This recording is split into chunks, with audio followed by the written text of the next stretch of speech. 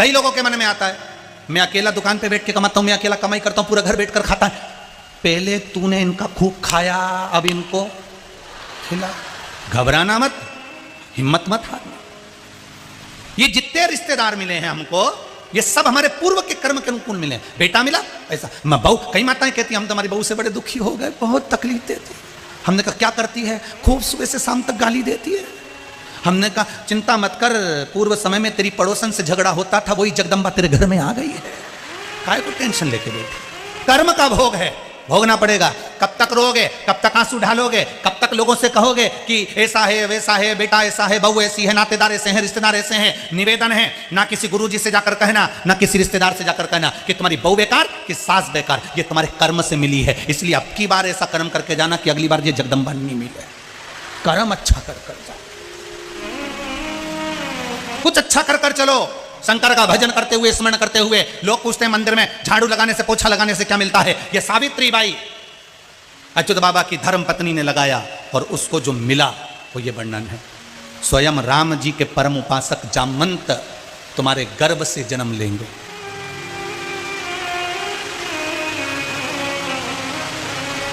कहा, सावित्री बाई ने कहा वो तो रीछ था, वो तो भालू था, उसके जैसा पुत्र होगा तो लोग हंसेंगे नहीं। शंकर भगवान कहते हैं वो उस जन्म की बात थी। आज के समय में तो तुम्हारे गर्भ से जो पुत्र जन्म लेगा ना, वो साधारण नहीं होगा, साधारण नहीं है वो जो पुत्र तुम्हारे गर्भ से जन्म लेगा, तुम्हारे भजन की भी तो सुंदरता उसमें मिलेगी, भजन की सुंदरता भी तो उसमें मिलेगी।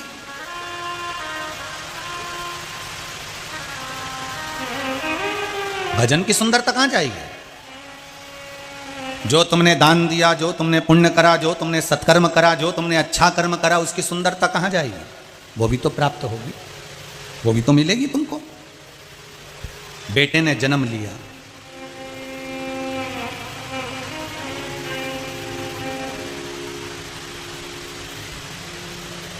श्रावण के महीने में नवमी तिथि के दिन बेटे का जन्म हुआ।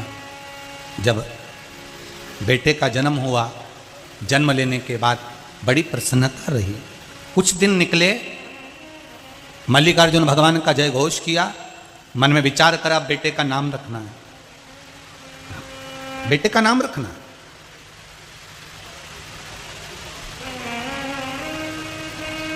अब जब बेटे का नाम रखने की बारी आ गई,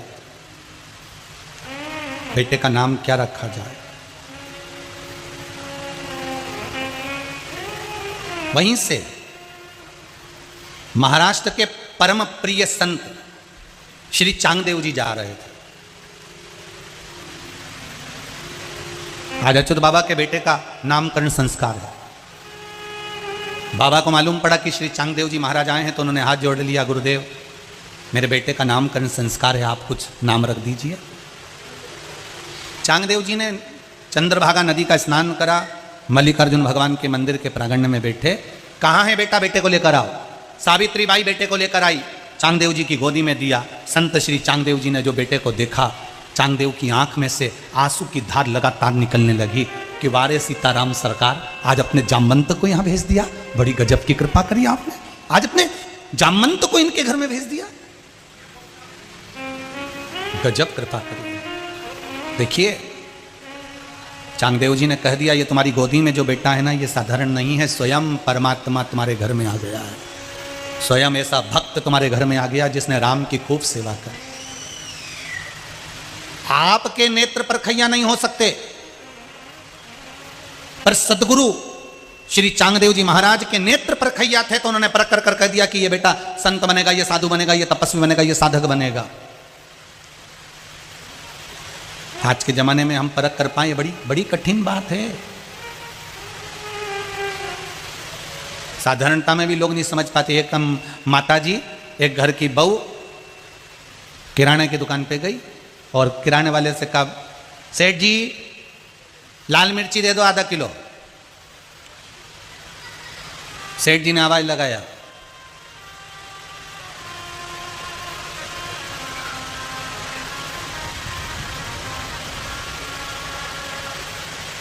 हरी मिर्च ला आधा किलो। अब बहू ने फिर कहा हमको आधा किलो लाल मिर्ची ला दो।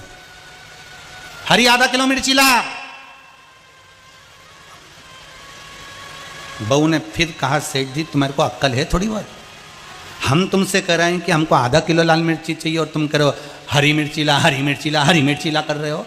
सेठ जी बोले बेन तेरे हाथ जोड़ूं तू चुप हो जा। हमारे यहाँ जो काम करता है उसका नाम हरी है। हमारे यहाँ जो काम करता है उसका नाम हरी है। हम उससे कह रहे हैं हरी आधी किलो मिर्ची ला। अब तुम्हें कहने की तो जो नहीं समझे उसके लिए नहीं समझ, परंतु जो समझे उसको समझे, वो जानता है। अब श्री चांगदेव जी महाराज ने देख लिया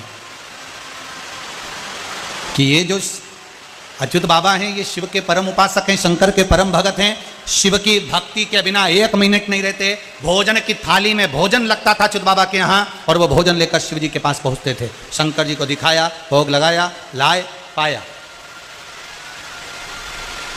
यहां तक उस स्वर्णकार बाबा की बात याद रखना कि यहां तक उनके नियम थे कि पानी भी पीते थे तो पहले मल्लिकार्जुन भगवान शंकर का स्मरण करते थे, शिव को दिखाते थे, शंकर के लिए कह के फिर जल का भाग ग्रहण करते थे। हमको तो लगता है मीराबाई ने भी इन्हीं से कुछ भाव ले लिया होगा कि मीरा अगर जहर का कटोरा भी आया था ना मीरा के पास में तो पहले कन्हैया जी के सामने रख दिया था।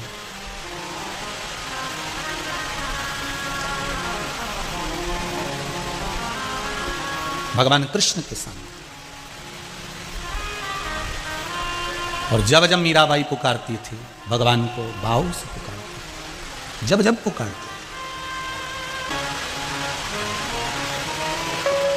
जब पुकार सारे पत्र यहीं रहते हैं। आप पढ़ सकते हो कि पत्र में कहीं सियोर वाला महाराज कुछ बना चढ़ा के तो नहीं बोल रहा है, इसलिए हम पत्र यहीं छोड़ जाते हैं। तुमने दिए तुम कोई समर्पित करें भी क्या, इतने पत्र आते ढेर सारे पत्र, उसका एक आध बार आ जाए तो बात दूसरी हो। कितने पत्र, उसके भाव उसने लिखे हैं। पूरे शरीर की सूजन उतर गई गुरुदेव, टेस्ट भी करा लिया, यूरिन आदि की सारी रिपोर्ट नॉर्मल आ गई है गुरुदेव। केवल शिव महापुराण की कथा में आने का भाव ही प्रकट करा, केवल भाव प्रकट करा। ये शिव कृपा है। फिर निवेदन करूंगा, हिम्मत मत हारना। अगर एक पशुपति व्रत से काम नहीं चले तो चिंता मत करना कि हम शंकर के मंदिर नहीं जाएंगे। हमने ये उपाय करा था, हमारा काम नहीं हुआ तो हम मंदिर नहीं जाएंगे। फिर जाना, हो सकता है हमारे कर्म का लेख बहुत जटिल हो तो उसको भी तो काटने में, फाइल छुपाने में समय लगता है, उसको भी तो समय लगेगा। जब फाइल ज्यादा मोटी रहती है तो उसको छुपाने में भी, क्योंकि भगवान शंकर और भगवान ब्रह्मा और भगवान विष्णु और ब्रह्मा की कई बार मीटिंग हो चुकी है कि इनका कुछ करो। ये हर किसी की फाइल निपटा देते हैं, पता ही नहीं चलने देते कि फाइल गई कहां। भैरू सिंह को इतनी तकलीफ आना थी, कष्ट होना था, पर उसने एक पशुपति व्रत कराने की तो फाइल गायब।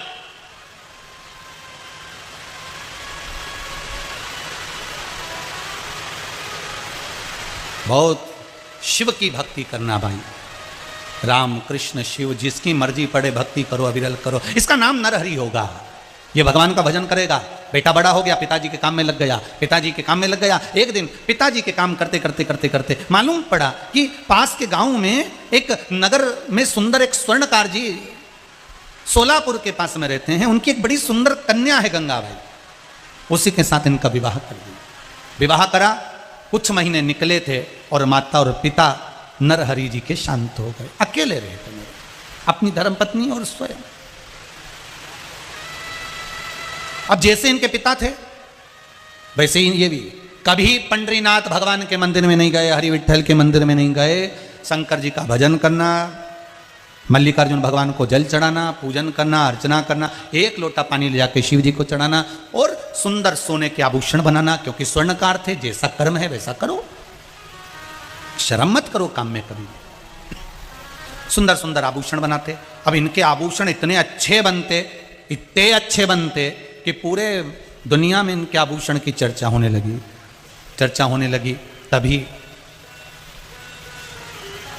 एक सोलापुर के पास एक सेठ रहते थे जिनका नाम था श्रीपति। इनके पास धन बहुत था, संपदा की कोई कमी नहीं थी। इनके यहां संपदा की कोई कमी नहीं है। श्रीपति को संपदा की कमी नहीं थी। आज धर्मपत्नी को लेकर वो हरि विट्ठल का दर्शन करने, पांडुरंगा का दर्शन करने हरि विट्ठल के मंदिर में गए, पांडुरंगा के चरण पकड़ लिए। भारत की भूमि पर एक ही मंदिर है जहां भगवान के चरण पकड़ने का मौका मिलता है। द्वारकाधीश का दर्शन करो तो दूर से, तिरुपति का दर्शन करो तो दूर से, श्री जी बाबा का दर्शन करो तो दूर से, किसी भी भगवान का दर्शन करो तो दूर से, बद्रीनाथ का दर्शन करो दूर से, जगन्नाथ का दर्शन करो दूर से, रामेश्वर का दर्शन करो दूर से। केवल भारत की भूमि पर एक मंदिर है, हरि विट्ठल का मंदिर। पंडरीनाथ पांडुरंगा मेरे हरि विट्ठल का मंदिर पंढरपुर में, जहां पर भक्त भगवान के चरण तक जाता है और उनके चरण पकड़कर अपने मन की दशा करता है। पूरी दुनिया में एक मंदिर है, चरण पकड़ने का मौका एक ही जगह मिलता है, हरि विट्ठल के द्वारा। इसलिए वारकरी संप्रदाय के लोग भगवान पंडरीनाथ का नाम लेकर निकल जाते हैं। हरि ने जाकर हरि विट्ठल के चरण पकड़कर कहा, नाथ, हे प्रभु, हे नारायण, हे विट्ठल नाथ, हे नारायण, हे पांडुरंगा, हे विट्ठल,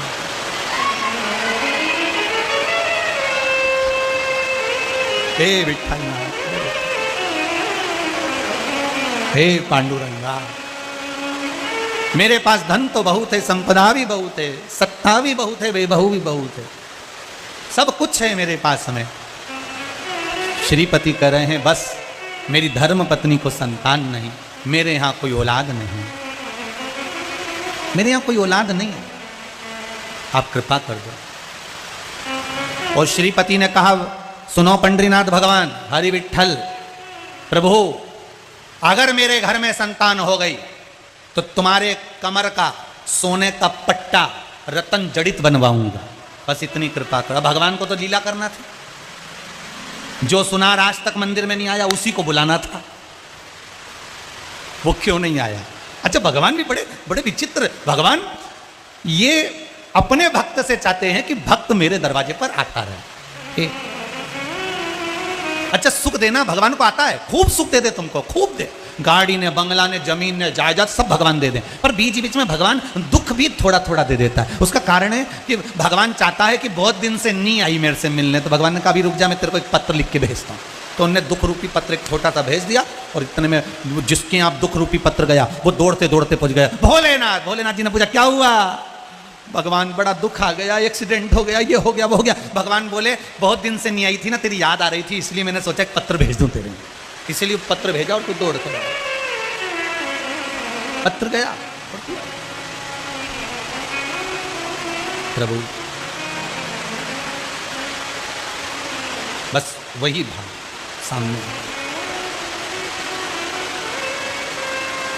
नरहरि मंगल। अब नरहरि यहां से श्रीपति भगवान से कहकर गए, सोने का पट्टा बनवाऊंगा, कमर की करधनी बनवाऊंगा, रतन जड़ित बनवाऊंगा, आप मेरे घर में संतान दे दो। और ये गया, 1 साल निकला और इसके घर में संतान हो गई। अब घर में पुत्र हो गया, गांव के लोग कहने लगे, अब तो पार्टी दीजिए, अब कुछ अच्छा भोजन वोजन करा दीजिए। श्रीपति ने भोजन की तैयारी करी, पर याद आ गया, धर्मपत्नी ने कहा, सबसे पहले पंढरपुर चलिए, हरि विट्ठल के दरवाजे पर जाकर विनय करिए, और जो आपने मांगा है पहले चलकर उस मुराद को पूरी करिए। चलो, और वहां जाकर आपने जो मांगा था, जैसा कहा था वैसा करिए। अब ये श्रीपति पत्नी के साथ, बेटे के साथ पंढरपुर गया, हरि विट्ठल के दर्शन करे। दर्शन कर कर इन्होंने पंडित जी को बुलाया, महाराज जी, आपके गांव में कोई अच्छा सुनार है क्या? आपके गांव में कोई अच्छा सुनार? पंडित जी बोले, सुनार तो इतना जोरदार है कि उसकी प्रसिद्ध सारी जगत में। अच्छा, पट्टा बना देगा भगवान का? अरे बहुत शानदार। कहाँ रहता है वो? वहां रहता है मल्लिकार्जुन शंकर जी के मंदिर के पास में, जाओ जरा, चले जाओ। अब वो गया, उसने जाकर कहा, सुनो, नरहरि तुम्हारा नाम है? हाँ। क्या भगवान का कमर का पट्टा बना दोगे सोने का? क्यों नहीं बनाएंगे, हम तो स्वर्णकार हैं, हमारा काम है सोना चांदी का काम कर, लाओ हम बना देते हैं। तो आपके पास में नपती है भगवान हरि विट्ठल के कमर की? नरहरि बोले, हमारे पास कोई नपती नहीं है, तुम नाप ला दो, हम बना देंगे। उन्होंने पंडित जी से कहा, पंडित जी एक काम करो, भगवान हरि विट्ठल के कमर का नाप दे दो। पंडित जी ने कमर का नाप दे दिया, धागा नापा, तोड़ के दे दिया।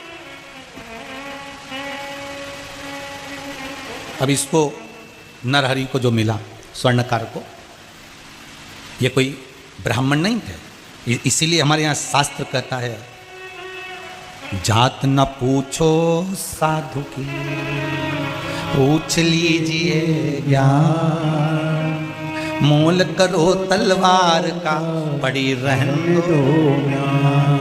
हमारे भारत की भूमि पर यह नहीं देखा गया कि ये ब्राह्मण है कौन है, यहां तो यह देखा गया कि भगवान का भगत कितना है, भगवान की भक्ति कितनी है इसमें। रामकृष्ण परमहंस, संत तुकाराम, नामदेव जी महाराज, मीराबाई, कर्माबाई, मुक्ताबाई, इनकी जात नहीं देखी कि ये कौन समाज के थे, कौन कौन धर्म के थे, समाज नहीं देखी गई। इनका तो केवल एक भाव देखा गया, इनका कोई वर्ण नहीं देखा गया कि कौन वर्ण के थे, कौन समाज के थे। कोई क्षत्रिय था, कोई वैश्य था, कोई शूद्र था, कोई ब्राह्मण था। भगवान के भक्त का कोई समाज नहीं देखता, भगवान तो ये देखता है कि मेरा भजन करने वाला है और मुझे पाने वाला है। रविदास जी तो चर्मकार थे,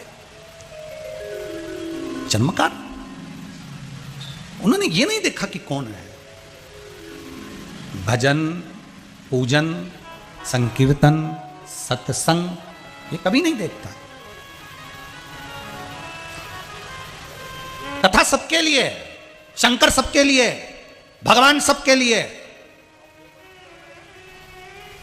अगर आज दुनिया के लोग मंदिर में दर्शन करने जा रहे हैं, पूजन करने जा रहे हैं, शंकर को एक लोटा पानी चढ़ाने जा रहे हैं, चावल चढ़ाने जा रहे हैं, बेलपत्री चढ़ाने जा रहे हैं, धतूरा चढ़ाने जा रहे हैं, तो मंदिर में रहने वाले पंडितों को सबसे ज्यादा खुश होना चाहिए, ब्राह्मणों को खुश होना चाहिए कि आज मंदिर में जाने वालों की संख्या बढ़ चुकी है, भगवान के मंदिर में लोग प्रवेश कर रहे हैं। पूरे मंदिरों में ताले लगे मिलते थे, 11 बजे दरवाजे बंद, शाम को खुलेंगे, घंटी बजाई, आवाज लगाई, आरती करी। कम से कम आज मंदिरों के अंदर 4, 6, 8 नहीं 50 लोग, आपके भी शहर में मंदिर होंगे, भिलाई में, गांव गांव में मंदिर होंगे। जिन मंदिरों में लोग पुताई नहीं करते थे, जिन मंदिरों में लोग सफाई नहीं रख सकते थे, उस मंदिर में आज प्रत्येक सोमवार को इतने दिए लगते हैं कि रोज की दिवाली हो रही है मेरे भोलेनाथ के मंदिर में। प्रत्येक सोमवार को पशुपति व्रत के लिए रोज दिवाली मेरे भोलेनाथ के दरवाजे पर हो रही है, प्रत्येक सोमवार को। इस बात का गौरव हमारे ब्राह्मणों को, हमारे पंडितों को होना चाहिए, हमारे विद्वानों को होना चाहिए कि लोगों को यहां वहां से भटकाया हुए लोगों को लाकर शंकर के चरणों में छोड़ दिया है, शिव के दरवाजे पर। यह गौरव महसूस होना चाहिए।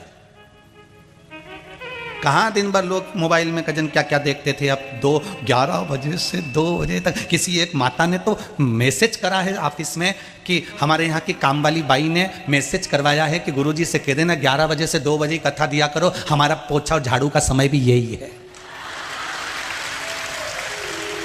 हमारा झाड़ू और पोछे का समय भी यही है। हम हमारी सेठानी के यहाँ झाड़ू पोछा लगाने आते हैं, उनके टीवी चलती मिलती है, कम से कम आधे घंटे की कथा सुनने को मिल जाती है, हमारा भाग्य चमक जाता है, बहुत है। अब बताओ, झाड़ू पोछा लगाने वाली मेरी बहनें, मेरी माताएं जब इतना भाव रख रही हैं, खेत पर काम करने वाला किसान इतना भाव रख रहा है कि खेत में गेहूं चना काटते काटते, सोयाबीन अभी लोग काट रहे थे तो कथा सुनते सुनते काट रहे थे। हमारे यहाँ वो सीहोर में अस्सू जी रोहिला हैं, वो बता रहे थे कि उनके हमारी खेत पे जितने काम करने वाले काम कर रहे हैं, वो आपकी कथा सुनते सुनते सोयाबीन काट रहे हैं। अब बताओ कहां से लाओगे इनको। और एक छत्तीसगढ़िया, सबसे बढ़िया। अब ये छत्तीसगढ़िया उनको देख लिया, नीचे से पानी बह रहा है, पांव डूबे पड़े हैं, सामने देखो जरा, ये सम्मुख में मेरी जीजी हम बैठी हुई, और पानी के अंदर कैसे बैठना और कैसे राम भगवान भोलानाथ शंभू शंभू शंभू। वो जल नारायण भगवान भी ऐसा गजब कर रहा है, गेयर लगा लगा के दे रहा है, फर्स्ट पे आन दो, सेकंड पर आन दो, थर्ड पर गियर लगा लगा के दे रहा। थोड़ी देर ब्रेक मारता है, स्पीड ब्रेकर देकर फिर चालू, फिर चालू। तुम्हारी परीक्षा है, मेरे रिजल्ट भी जोरदार ही आएगा, पक्का है, पक्का रिजल्ट भी जोरदार आएगा, वो देगा। अरे ओ धान के कटोरे वालों, है शिव के स्मरण में भगवान अविरल भक्ति देता। नाप है आपके पास में? नहीं। आप नाप ला कर दे दो, धागा ला कर दिया, नाप कर दिया, इसके नाप का बना दो। नरहरि स्वर्णकार ने, सोनी ने, शिवजी के भगत ने पट्टा बनाया, दे दिया श्रीपति को, ले जाओ आज बैंड बाजा नगाड़ा ढोल सब बजा। पंडित जी को बुलाया, पंडित जी आओ, जल्दी आओ, और आज भगवान के कमर में पट्टा बांधना है, आज शिव जी के, आज नारायण के कमर में पट्टा बांधना है, सोने का बनवाया है, रतन जड़ित। जो पट्टा बांधा तो पट्टा तो एक बीता लंबा। श्रीपति ने कहा पट्टा बहुत लंबा है। पंडित जी बोले इसको वापस करके छोटा करवा ला। उसको छोटा करवाने गए, फिर काट के दिया, फिर बना के दिया, फिर पहनाया, फिर वो एक हाथ लंबा। जैसे यशोदा जी के समय पर रस्सी बड़ी होती चली जा रही थी, छोटी पड़ती जा रही थी, यहाँ पट्टा बड़ा होते चले जा रहा है। 8 बार पट्टे को कटवाया, छोटा करवाया, तो भी पट्टा बड़ा था। आखिरी में पंडित जी बोले कि एक काम करो, अब सुनार को यहां लिया। और सुनार भी शिव का भगत, वो के अंदर जाऊं नहीं, चाहे कुछ भी हो जाए। मेरे पिताजी जब अंदर नहीं गए तो मैं काय को जाऊं, नहीं गया। तो श्रीपति ने हाथ जोड़कर बोला इसका कोई तोड़ तो होगा ना, कब तक तोड़ेंगे पट्टे को, कब तक बांधेंगे? वो मानने को तैयार नहीं और तू जाने को तैयार नहीं। अब यही तो बात है, लगन तुमसे लगा बैठे जो होगा देखा जाएगा। यहाँ लगन नर हरि की नहीं थी, यहाँ लगन अंदर बैठे हुए विष्णु भगवान पंडरीनाथ की थी। उनका दिल अपने भक्त पर आ गया था कि तुझे बुला के तो मानूंगा, चाहे कुछ भी हो जाए। अंदर नहीं गया, नहीं जाऊंगा, नहीं। और भक्त और भगवान की कथा है, शिव महापुराण, भक्त शिव पुराण चल रही है छत्तीसगढ़ वालों के इस भिलाई क्षेत्र में। नहीं गया, कोई उपाय? तब नरहरि स्वर्णकार ने कहा चलता हूं, मेरी आंखों में पट्टी बांध दो, दर्शन नहीं करूंगा, दर्शन तो केवल शंकर की करूंगा। आंखों पे पट्टी बांधी, पकड़कर श्रीपति भगवान विष्णु के पास ले गए। हरि विठ्ठल के मंदिर में, पांडुरंगा के मंदिर में जैसे ही ले गए, कमर पर जो हाथ फेरा तो श्रीपति को लगा कि ये तो मेरे मल्लिकार्जुन का शिवलिंग लग रहा है, कहीं इसने मेरे को मल्लिकार्जुन के मंदिर में तो नहीं लिया आया। हाथ शिवलिंग जैसा लग रहा था। इसने थोड़ी सी पट्टी ढीली करी और ढीली करके जो देखा तो ये तो भगवान पंडरीनाथ ही है। वापिस बांध, वापिस पट्टी को मजबूत बांध लिया, ये तो पंडरीनाथ है, ये शिवलिंग नहीं है। इतने में भगवान श्री हरि मेरे विठ्ठलनाथ मूर्ति में से प्रकट हो गए, उसकी आंख की पट्टी को भगवान खोल दिए। अरे ओ स्वर्णकार, अरे ओ सोनी, अरे मेरा दर्शन कर, साधारण नहीं, मुझ में ही शिव है, नारायण भी मैं हूं, शंकर भी मैं हूं, ब्रह्मा भी मैं हूं। श्रीपति कहने लगे ऐसे मानूंगा नहीं कि तुम में शंकर है, मेरा शिवलिंग कहाँ है तुम्हारे अंदर, शंकर भगवान कहाँ है, मेरे शिव की पिंडी कहाँ है? तो भगवान नारायण नीचे बैठे और अपने सिर पर शिवलिंग की पिंडी का दर्शन करा दिया नरहरि। भगवान हरि विठ्ठल नीचे बैठ गए और अपने सिर पर शिव जी की पिंडी का दर्शन कराया।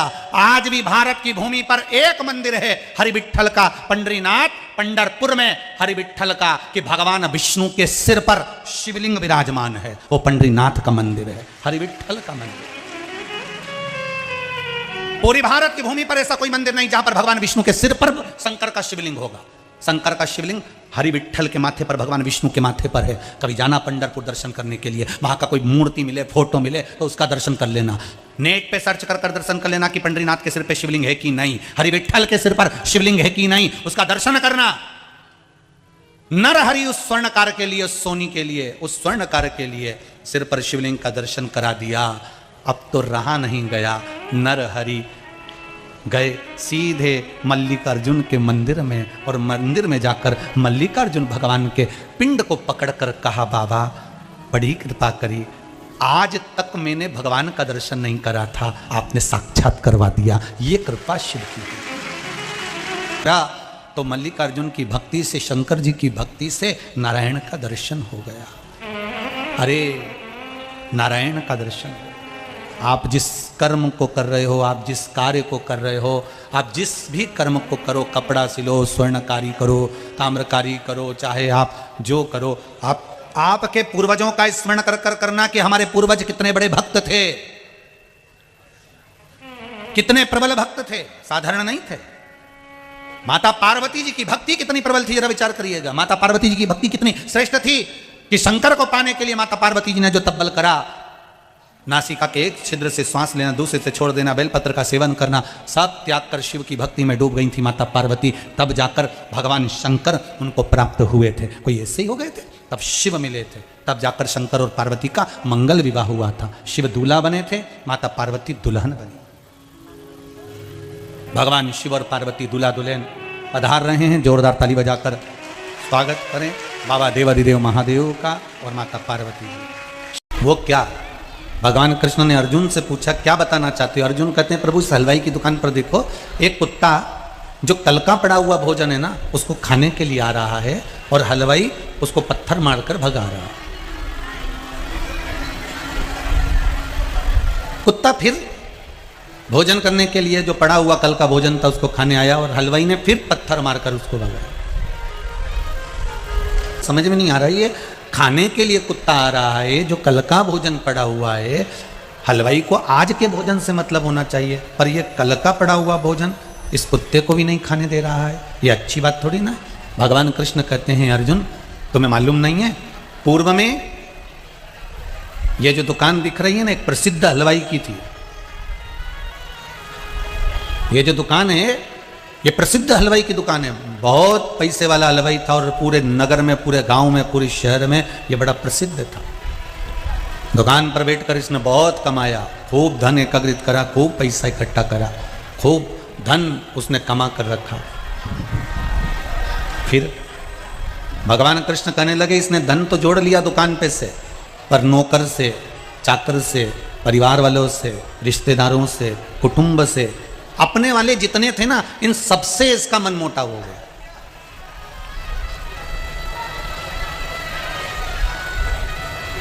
इन सबसे इसकी बोलचाल बंद हो गई।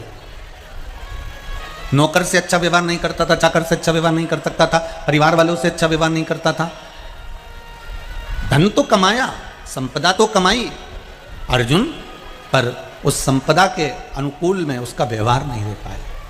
इसलिए ये कुत्ता जो है ना ये कोई दूसरा नहीं है, ये वही हलवाई है जिसकी ये दुकान थी। और जो दुकान पर बैठा हुआ जो इसको पत्थर मार रहा है वो इसका पुत्र है, इसका बेटा है। जिस दुकान के लोभ में ये पड़ा हुआ था, जिस दुकान के चक्कर में इसने सबसे अपना संबंध खराब कर लिया था, महाराज आज वही बेटा इसको पत्थर मारकर भगा रहा। आज वही बेटा इसको पत्थर मारकर भगा रहा,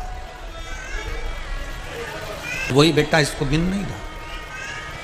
इसलिए बार बार कहते हैं कि महाराज कर्म का भोग तो मनुष्य को भोगना ही है। कर्म का भोग भोगने के लिए मानव की देह मिली है। दो कारणों से मनुष्य का शरीर हुआ है, एक भगवान का भजन करने के लिए, एक कर्म का भोग भोगने के लिए। इसलिए हम जितना जैसा कर रहे हैं वैसा हमको प्राप्त होगा। हम जैसा कर्म करेंगे उसके अनुकूल हमें फल की प्राप्ति होगी। भजन कर रहे हैं तो भजन के अनुकूल हमें फल मिलेगा, स्मरण कर रहे हैं तो स्मरण के अनुकूल हमें को फल मिलेगा। भक्त जो होता है वो अपनी अपनी भक्ति के अनुसार भगवान का भजन करता है। कोई भक्त ऐसा होता है जो मौन रहकर तप करता है, भजन करता है। कोई भक्त ऐसा होता है दिन भर बोलकर भजन कर भक्त का बन जाता है बोलने पर। कोई ऐसा होता है कि वो नाच नाच कर भगवान की भक्ति को प्राप्त करता है। कोई ऐसा होता है जो भजन गाकर भगवान की भक्ति को प्राप्त करता है। कोई नाच कर भगवान की भक्ति की ओर बढ़ रहा है, कोई मौन रहकर भगवान की भक्ति की ओर बढ़ रहा है, कोई बोलकर भगवान की भक्ति की ओर बढ़ रहा है, कोई माला जप कर भगवान की भक्ति की ओर बढ़ रहा है, कोई माला को त्याग कर घटकी माला को जप कर भगवान की भक्ति की ओर बढ़ रहा है, कोई अग्नि को जलाकर भगवान की भक्ति कर रहा है, कोई पानी में बैठकर भगवान की भक्ति कर रहा है, कोई घर में रहकर चुप रहकर शालीनता से बैठकर भगवान की भक्ति कर रहा है, कोई मेरी मूर्ति का श्रृंगार कर कर भगवान की भक्ति कर रहा है, और कोई मूर्ति से विहीन होकर भी भगवान की भक्ति कर रहा है। भगवान कहते हैं अर्जुन, संसार में जन्म लेने वाला जो मानव है, मृत्यु लोक में रहने वाला जो मानव है, वो भक्ति को धारण करे और किसी रूप में भी करे। उसकी जो भक्ति है वो किसी रूप में भी उदाहरण करता है। तो अर्जुन एक बात का स्मरण करना कि उसकी भक्ति में कभी हमको खलल उत्पन्न नहीं करना। हम तो यहाँ तक कहेंगे महाराज जी कि आप अगर कथा सुनने बैठे हो, आपका चित्त, आपकी वृत्ति, आपका मन कथा में लगा हुआ है, तो पड़ोसी भी अगर आपसे कुछ कहे तो उस बीच में मौन रहकर हाथ जोड़कर उसको कह देना अभी मैं उसका जवाब नहीं दूंगा, अभी मैं जवाब नहीं दूंगी, जब कथा पूरी हो जाएगी तब मैं जवाब दूंगी। क्योंकि ये भक्ति, हमारा भजन, हमारा कीर्तन, हमारा मंत्र जाप, हमारा स्मरण भगवान की अविरलता प्रदान करता है। अविरलता कि भजन भोले बाबा का करते रहोगे तो संसार सागर से तरते रहोगे। अगर भगवान की अविरल भक्ति हमने प्राप्त कर ली, भगवान का भजन हमने प्राप्त कर लिया, भगवान का स्मरण हमने प्राप्त कर लिया, तो कहीं सुख तो है।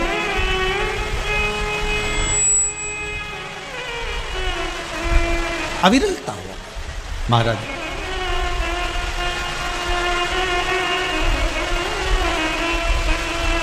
उस भक्ति का बल। फिर निवेदन करूंगा, भगवान कभी आपके सामने आकर नहीं कहता कि मुझको इतना दो।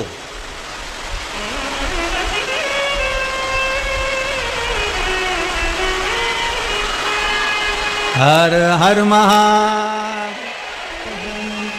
मेरा फिर निवेदन है, पानी की मात्रा बढ़ी हुई है, जलवृष्टि बहुत तेज है। जितने लोग डूम के अंदर हैं वही रहें, बाकी के लोग अपने अपने घर की ओर, जो छाता लेकर खड़े हों या रोड पर खड़े हों, उनसे निवेदन है कि अपने अपने गंतव्य की ओर, अपने अपने घर की ओर जाएं। और आस्था चैनल पर जो कथा चल रही है, फेसबुक यूट्यूब पर चल रही है, उसको सुनें।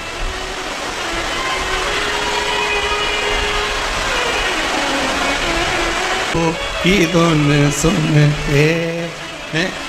एक निवेदन और, कोई खड़े होकर नाचो मत, तुम्हारी जगह चली जाएगी। और सूखी जगह बड़ी मुश्किल से सूखी मिली है, फिर गीली हो जाएगी, इसलिए आप लोग आराम से बैठे रहो, बजा बजा कर स्मरण कर लो। फिर आप इसको बचाने के लिए क्यों नहीं पहुंचे?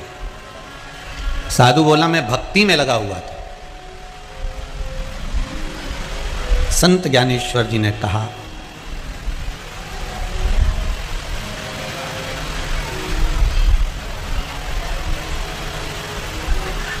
साधु बाबा, संत जी, एक निवेदन स्वीकार करेंगे आप? किसी डूबते को उबार देना, किसी डूबते को निकाल देना, किसी कष्टप्रद व्यक्ति को कुछ सुख का अनुभव करा देना, किसी दुखी व्यक्ति के चेहरे पर प्रसन्नता ला देना, किसी दुखी, रोगी, कष्टवान व्यक्ति को थोड़ा सा सुख दे देना, भगवान की भक्ति से भी बड़ी भक्ति का फल प्रदान कर देता है। उससे भी बड़ी भक्ति का फल प्रदान करता है। अगर किसी के चेहरे पर थोड़ी सी प्रसन्नता आ जाए, किसी के चेहरे पर थोड़ा सा प्रसन्नता का भाव उत्पन्न हो जाए। शिव महापुराण की कथा,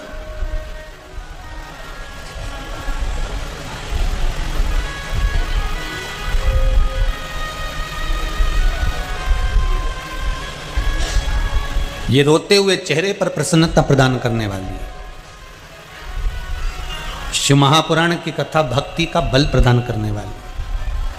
अगर प्रसन्नता नहीं देती तो इस पत्र में एक माँ ने बड़ी सुंदर बात लिखी है, देखिए।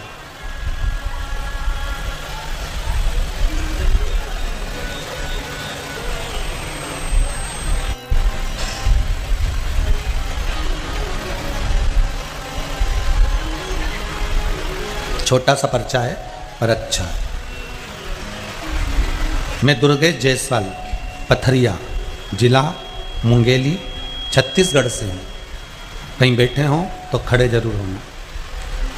आप ही हैं?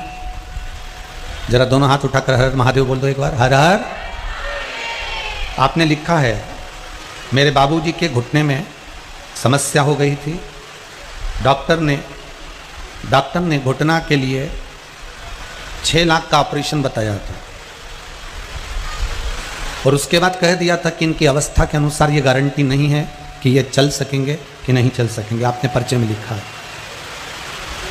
फिर मेरी माँ के कहने पर मैंने शंकर भगवान का वो सरसों के तेल वाला उपाय किया और 10 दिन बाद मेरे पिता के घुटने की जांच कराई तो पिताजी को ज़रूरत नहीं पड़ी, अब वो घुटने से अच्छे चल फिर रहे हैं। और डॉक्टर ने भी ऑपरेशन का मना कर दिया है। ये पर्चे में इन्होंने लिखा। बैठिए भाई, बैठिए। हर हर महादेव। अगर विश्वास दृढ़ है, पक्का है, तो फिर भगवान को मिलने में देरी नहीं हो सकती। ये जरूरी नहीं है कि आप माला लेकर बैठे हो तो ही भगवान मिलेगा। आप मस्तक पर बहुत सारा चंदन लगा लिए हो तो ही भगवान मिलेगा। आपने बहुत सारी जटाजूट बढ़ा ली है, बहुत सारा बाल बढ़ा लिया है तो ही भगवान मिलेगा।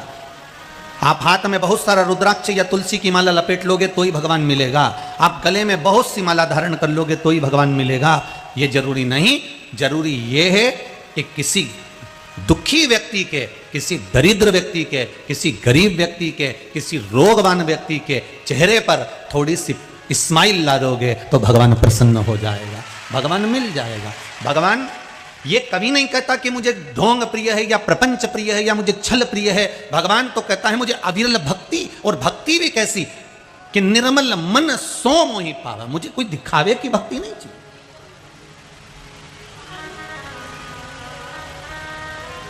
ना आप हमें जानते हो छत्तीसगढ़ वालों, ना हम आपको जानते हैं, क्योंकि इतनी दूर हमारी कोई पहचान भी नहीं है दादा। हमारी तो पहचान एक ही से है, वो शंभू शंकर भोलेनाथ ओगड़दानी तरकालदर्शी, बस उसी से। ना हम आपको जानते हैं, ना आप हमें जानते हो। टीवी चैनल के माध्यम से आपने कथा सुनी, टीवी चैनल के माध्यम से अपने कथा को रसपान ग्रहण किया, टीवी चैनल के माध्यम से कथा से इतने जुड़ गए कि आपका विश्वास जागृत हो गया, विश्वास जागृत हो गया। और विश्वास का फल इन पत्रों में कहा। कितने पत्रों को सुनाऊं मैं, बहुत सुंदर सुंदर पत्र आप लोगों ने लिखा है। इंद्रोतीन बाई यादव, धर्मनगरी डोंगरगढ़ छत्तीसगढ़ से आई हैं। कहीं बैठे हो तो हाथ उठाइएगा या खड़े हो जाइएगा। कहीं दिख रही हो तो बोल देना, हमको अंधेरे के कारण नजर नहीं आ रहा पीछे का। अब कहीं है, हाथ उठाइएगा अगर दिख जाए तो उन्होंने लिखा है, गुरुजी मेरी तबीयत पिछले 4 सालों से खराब थी। आरी को तकलीफ होती है, वो मुझे भी हो गई थी। डॉक्टर ने ऑपरेशन का कह दिया था, पर उसके साथ में कुछ दूसरी चीज़ों का भी स्मरण डॉक्टर कह रहा था कि चेक करने के लिए मुंबई या दिल्ली भेजेंगे, फिर मालूम पड़ेगा। गुरुदेव दवाई गोली भी बहुत खाली थी, पर कोई आराम नहीं था। ऑपरेशन की भी तैयारी पूरी कर ली थी, पर मेरे परिवार वाले ने, किसी ने आपकी कथा सुनी और उसने कात्यायनी माता का एक उपाय आपका बताया, उसको हमने करा। अब 90% मुझे आराम लग चुका है। डॉक्टर कह रहे हैं ऑपरेशन की जरूरत नहीं है। ये पत्र हम तो कहते हैं ये व्यासपीठ के उपाय, दुनिया भले इसको टोटका कह दे, दुनिया भले इसको कुछ भी कहे, पर इतना विश्वास तो मेरे शंकर पर है कि मेरा शिव इस व्यासपीठ पर बैठकर कथा बाजता है और शिव ही सुनता है और शिव ही कराता है। शिव महापुराण की कथा बाचने वाला कोई पंडित प्रदीप मिश्रा नहीं है। श्रीमद् भागवत की कथा बाचने वाला कोई वक्ता नहीं है। कथा करवाने वाला कोई यजमान नहीं है। कथा करवाने वाला भी स्वयं मेरा सांवरिया सेठ, कथा करवाने वाला भी मेरा भोलेनाथ, और कथा बाचने वाला भी मेरा द्वारकानाथ और शंभुनाथ है। कोई दूसरा नहीं बच सकता सर। शंकर जैसा कोई वक्ता ही नहीं है। आज तक दुनिया में कोई ऐसा वक्ता बता दो जो अपनी पत्नी को कथा सुना रहा हो, पर शिव जी ने अमर गुफा में बैठकर अपनी धर्म पत्नी को कथा सुनाई है। शिव जैसा वक्ता कहां मिलेगा जो अपना ज्ञान उंडेल रहा है कि तुम ले लो। और पार्वती जी ने 4 बार भगवान शंकर से पूछा था, भोलेनाथ आप कथा सुन बाजते बाजते थक गए होगे, मैं आपके लिए थोड़ा सा जल लेकर आती हूं। शंकर जी ने कहा इस कथा को छोड़कर मत जाना, मुझे प्यास नहीं लगी है, मुझे तुझसे कुछ भी नहीं चाहिए, तू तो केवल कथा का रसस्वादन कर ले, तू केवल कथा का रसस्वादन कर ले, मुझे तुझसे कुछ नहीं चाहिए।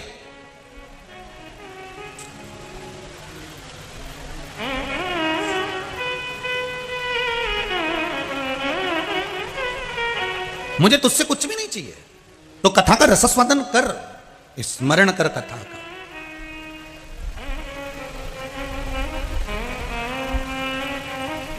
धन की प्रधानता में कथा नहीं होती, मन की प्रधानता में कथा होती है। मन अगर है तो कथा है।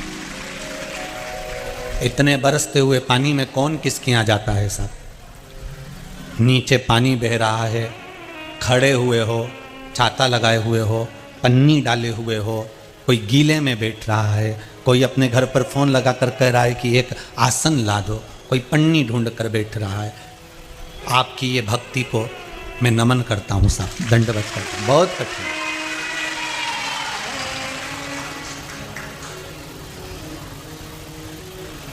वो कहते हैं ना 36 गड़िया सबल बढ़िया।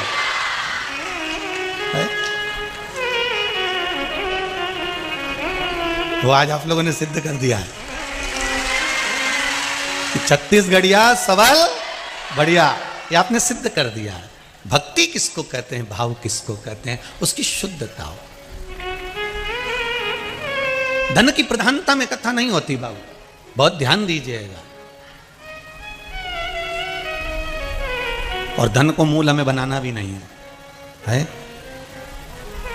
मेरे बाबा को अगर आपने कुछ लगाया भी है ना तो उसका कितना फल मिलता है ये तो दुनिया जानती है। और अभी काशी में मोदी जी 370 करोड़ और एक ही झटके में एक ही घर में से निकाल दिया 270 करोड़। ले,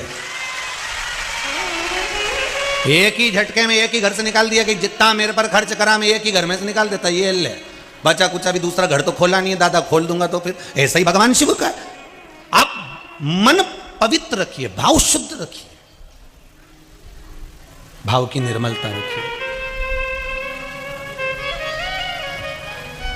मिलेगा वो। शिव तत्व मिलने में देरी नहीं होती, शिव तत्व मिलने में देरी नहीं होती, शिव तत्व मिलता है। मेरा शंभू बहुत दूर नहीं है। संत ज्ञानेश्वर जी ने कहा, साधु बाबा आपके सामने बच्चा पानी में डूब रहा है, आपके सामने बच्चा पानी में गिर पड़ा है, आपके सामने वो पुकार रहा है, आवाज लगा रहा है, चिल्ला रहा है, वो बार बार आपको पुकार रहा है और आप नेत्र बंद करके बैठे हो। साधु बाबा कहते हैं मैं भगवान की भक्ति कर रहा था। संत ज्ञानेश्वर कहते हैं उस भक्ति का कोई मतलब नहीं जिसमें दया ना हो। एक पूजन, घर के अंदर भगवान को चंदन लगाओ, फूल चढ़ाओ, बेलपत्री चढ़ाओ, धतूरा चढ़ाओ, एक पूजन ये है। और एक पूजन वो है कि किसी के चेहरे पर स्माइल लेकर आ जाओ, किसी के चेहरे पर प्रसन्नता लेकर आ जाओ। वो सबसे बड़ी पूजन है महाराज, उससे बढ़ के कोई पूजन नहीं हो सकती।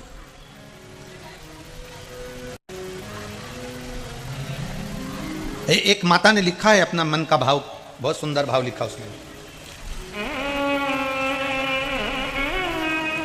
मैं माया गुप्ता, रायपुर संतोषी नगर से आई हूं।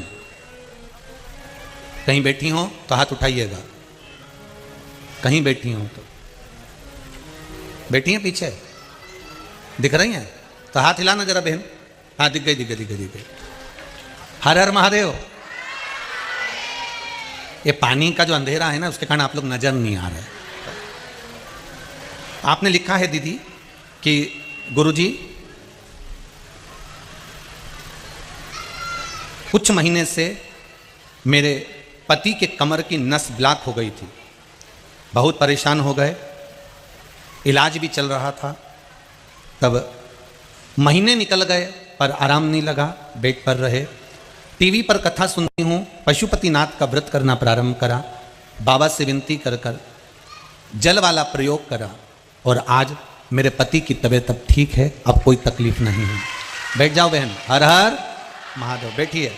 शंभू पर विश्वास करा हुआ, शंकर पर अगर आपकी श्रद्धा विश्वास, भगवान की कथा वही कर रही है, संत ज्ञानेश्वर जी का चरित्र वही कर रहा है, संत ज्ञानेश्वर की कथा वही कर रही है कि आप अगर माला लेकर भी बैठे हुए हो तो सोच रहे हो कि मुझे भगवान मिल जाएगा। अगर हृदय में दिल में आपके भाव शुद्ध नहीं है तो भगवान नहीं मिल सकता, ऐसा वो प्राप्त नहीं हो सकता। निर्मल मन सो मोहि पावा, मोहि छल छिद्र कपट ना भावा। भगवान आपकी भक्ति के बल पर, भगवान आपकी श्रद्धा के बल पर, भगवान आपके विश्वास के बल पर प्रकट होते हैं।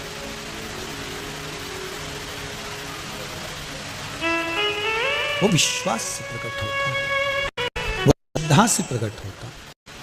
अविरल भक्ति में डूबो आप। एक चीज का स्मरण करिएगा, के भगत कभी दिखावा नहीं करते, उनके पास दिखावे का कोई काम नहीं होता। ना तो शंकर भगवान को तुम्हारा 56 भोग चाहिए, ना शंकर भगवान को तुम्हारा मखवल का गादी तकिया चाहिए, शंकर भगवान को ना तुम्हारा साज और श्रृंगार चाहिए। शंकर भगवान की कथा कहती है किसी भी पेड़ की पत्ती भी तोड़कर आप मुझे समर्पण संतुष्ट। एक शिव भक्ति में मां सती भी भगवान की भक्त थी, माता पार्वती भी शंकर की भक्त थी, नंदीश्वर भी भगवान शंकर के भगत थे, शिलाद भी भगवान शंकर के भगत थे, भृंगी श्रृंगी इन सबको उठाकर देखिए, शिव भक्ति का एक अलग आनंद आपके सामने प्रकट हो जाए।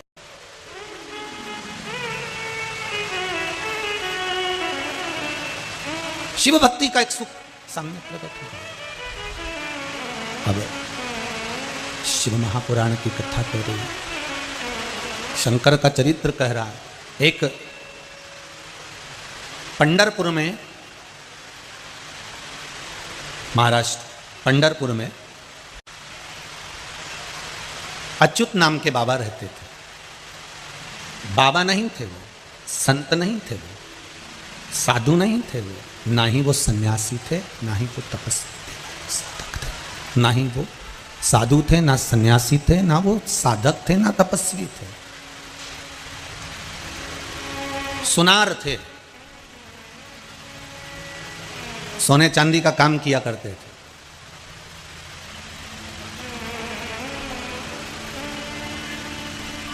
स्वर्णकार थे, सोने चांदी के आभूषण बनाया करते थे। हिंदू धर्म के अंतर्गत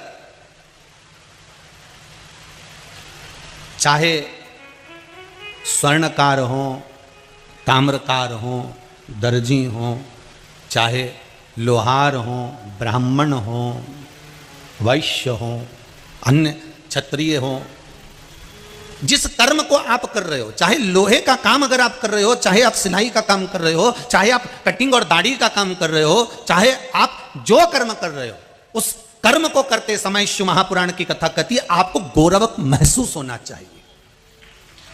आप उस कर्म को करते समय अपने आप को गौरवान्वित महसूस करें। चमड़े का जूता बनाने वाला चर्मकार, चमड़े का जूता बनाने वाला चर्मकार, वो अपने आप को गौरवान्वित महसूस करे। झाड़ू लगाने वाला, पोछा लगाने वाला, हॉस्पिटल में सफाई करने वाला, चाहे नगर निगम नगर पालिका में झाड़ू पोछा करने वाला भी अपने आप को गौरवान्वित महसूस करे कि हमारा कर्म बुरा नहीं। हमारी परिपाठी कहां से चली आ रही है? हमारी परिपाठी कहां से चली आ रही है? एक अगर हम जूते का निर्माण कर रहे हैं, अगर हम चप्पल बना रहे हैं, दुनिया के लोग आपको चर्मकार कह रहे हो, दुनिया के लोग आपको चर्मकार कह रहे हो, पर आपको गौरवान्वित महसूस होना चाहिए कि आप कोई साधारण के चेले नहीं हो, आप साधारण के अग्रण्यता नहीं रहे हो। आपके जो पूर्वज रहे हैं वो रविदास जी रहे हैं, मीराबाई के गुरु रहे हैं, कोई साधारण नहीं हो सकते। जिन्होंने मीराबाई के लिए चमड़े धोने के पात्र में से हाथ निकलवा कर गंगा जी का और पानी पिलवा दिया मीराबाई को। मीरा कहती है गुरुजी मैं गंगा के घाट पर आपके लिए मैं आश्रम बना देती हूं, तो रविदास जी कहते हैं मैं काय को गंगा के घाट जाऊं? तो मीराबाई कहती है इस साधु सन्यासी तपस्वी साधक संत महात्मा सब तीर्थ में रहते हैं, आपको भी मैं गंगा के घाट पर अच्छा सुंदर आश्रम बनाकर रख देती हूं। इतने में रविदास जी कहते हैं मैं काय को गंगा के घाट जाऊं? अगर मेरी भक्ति प्रबल है तो गंगा मैया तो मेरे कठौतों में पड़ी हुई है, और जिस कठौते में, जिस पात्र में रविदास जी चमड़ा धोते थे, उसी पात्र में रविदास जी हाथ जोड़कर कहते हैं गंगा मैया मीराबाई को प्यास लग रही है, पानी ला दो। और उस कठौते में से,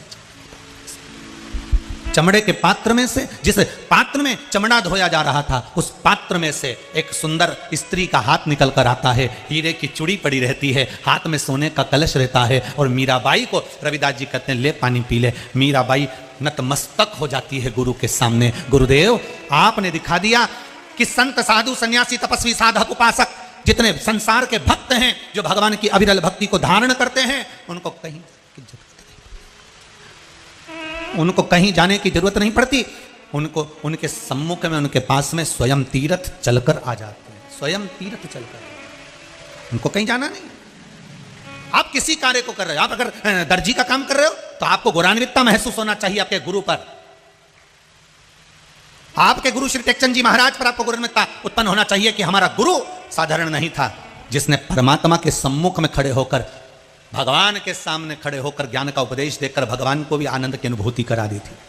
अगर आप सोने चांदी का काम कर रहे हो, स्वर्णकार हो, तो आपको गौरवान्वितता महसूस होना चाहिए कि आप अजमेर जी महाराज के वंशज हो, और आपके वंश में एक ऐसे संत हो गए, ऐसे साधु हो गए जो सोने चांदी का काम करते थे, पंढरपुर में रहते थे, उस महाराष्ट्र की संत की धरा पर निवास कर रहे हैं श्री अच्युत जी बाबा। उनको बाबा कहते हैं लोग, उनको साधु कहते हैं लोग, पर वो तो सोने चांदी का काम करते थे। फिर उनको बाबा क्यों कह दिया?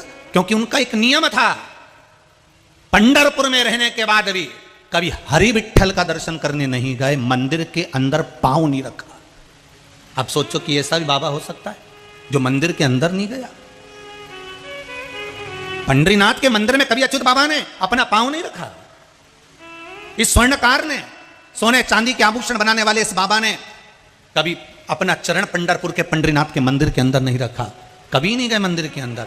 चंद्रभागा नदी में नहाते थे, उसी चंद्रभागा के तट पर श्री मल्लिकार्जुन भगवान शंकर का एक छोटा सा मंदिर था, उस मंदिर में जाते थे, वहां लोटा भर के पानी चढ़ाते, प्रणाम करते, नमन करते, मंदिर की सेवा करते, चाकरी करते, शंकर जी से बैठ कर बात करते और अपनी दुकान पर व्यापार पर आते और सोने चांदी का आभूषण बनाना प्रारंभ कर देते।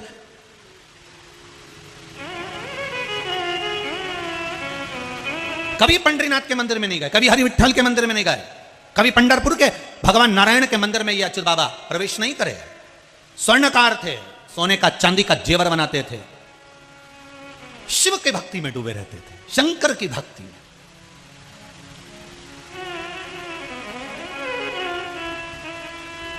एक स्वर्णकार ने पत्र लिखा है, देखो स्वर्णकार शंकर के भगत अच्युत बाबा स्वर्णकार की कथा चल रही है और आज एक स्वर्णकार ने पत्र लिखा, बड़ा सुंदर लिखा।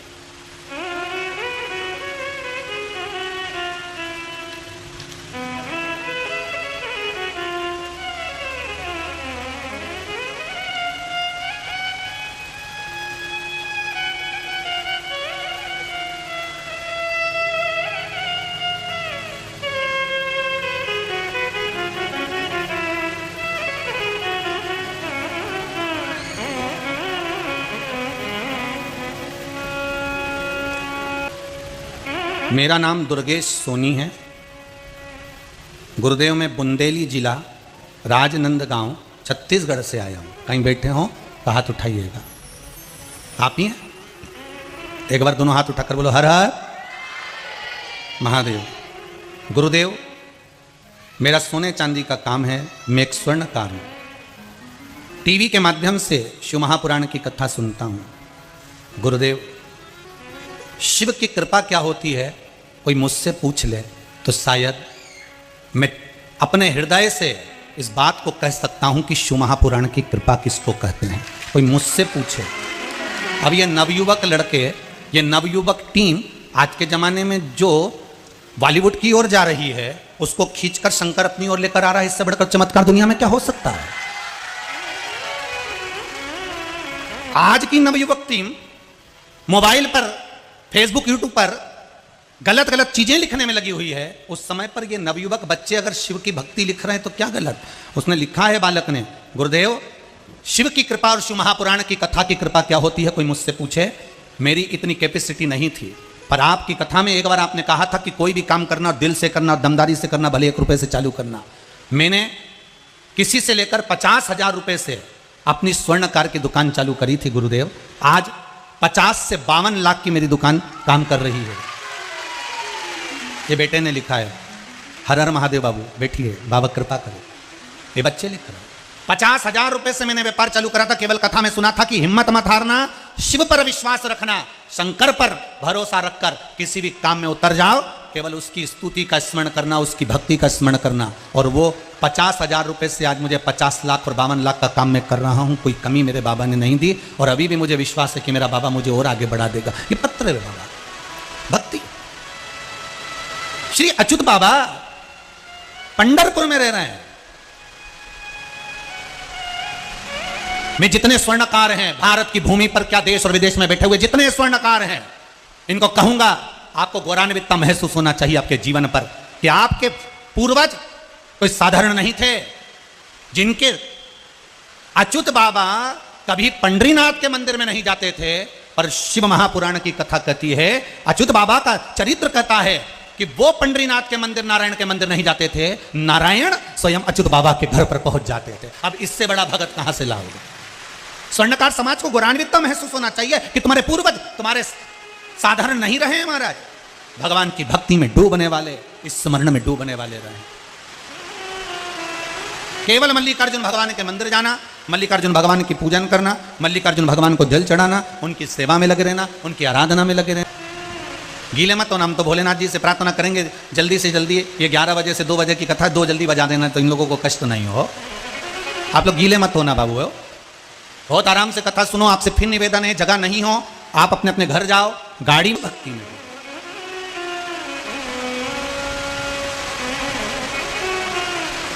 अच्युत बाबा श्री मल्लिकार्जुन भगवान की सेवा में लगे रहना, उनकी पूजन करना। उनकी पत्नी का नाम था सावित्री।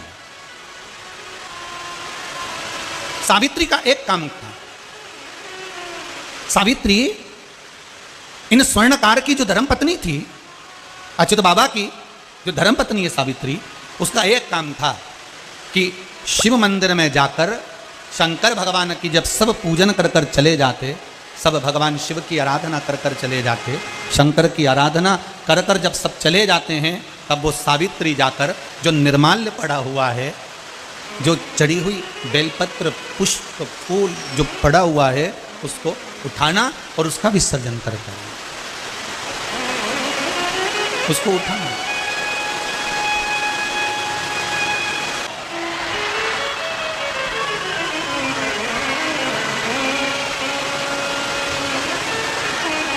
भगवान के परम उपासक श्री अच्युत बाबा की जो कथा कर रही है, शिव की आराधना में, मल्लिकार्जुन की आराधना में लगे रहते थे।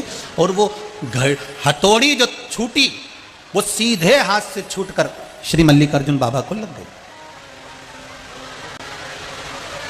भगवान श्री मल्लिकार्जुन जी को लगी, जिन मल्लिकार्जुन की वो सेवा करते थे, जिन शंकर भगवान की सेवा में वो डूबे हुए थे,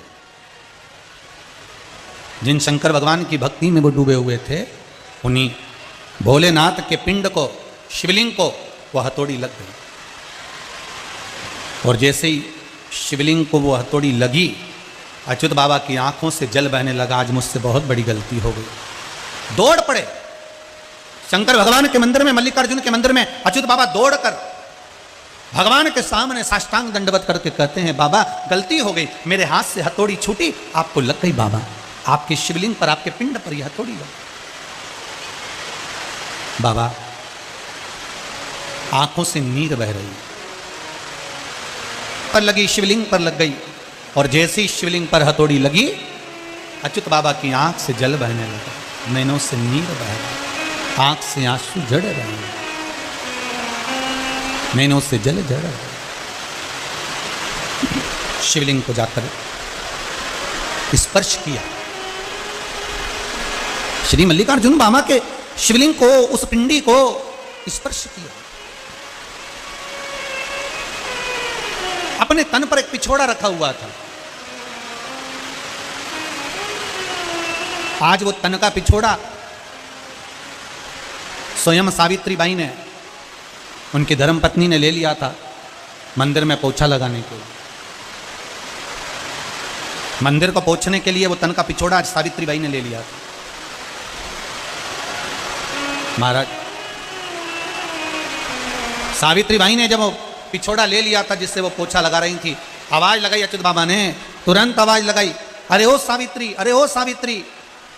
सावित्री दौड़ कर आई, स्वामी क्या बात है, क्या हो गया? सावित्री, वो कपड़ा कहाँ है, मेरे तन का पिछोड़ा कहाँ है? उससे तो मैं पोछा लगा रही हूं, उसको तो मैं फेर रही हूं, सफाई कर रही हूं मंदिर की। वो स्वर्णकार, सोने चांदी का जेवर बनाने वाले अच्युत बाबा कहते हैं, जाओ जल्दी से कपड़ा लेकर आओ।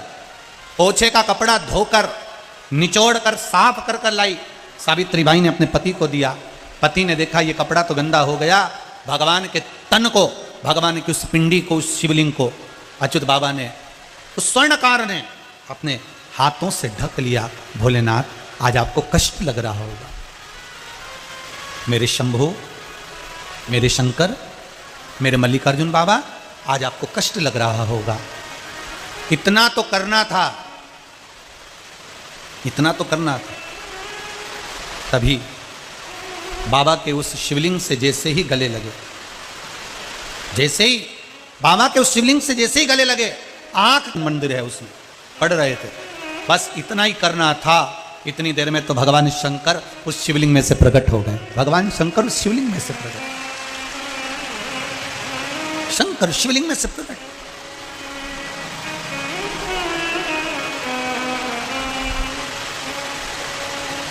जो देखा बाबा भोलेनाथ जी को, जो देखा मेरे शंकर को, वो स्वर्णकार, वो सोनी, वो स्वर्णकार, अच्युत बाबा की आंख से आंसू बह रहे हैं, आप कौन हो? शिवजी कहते हैं मुझे नहीं पहचान रहा? प्रभु आपको तो मेरे हाथ की हथौड़ी छूट कर लग गई है, आपको चोट आई होगी ना,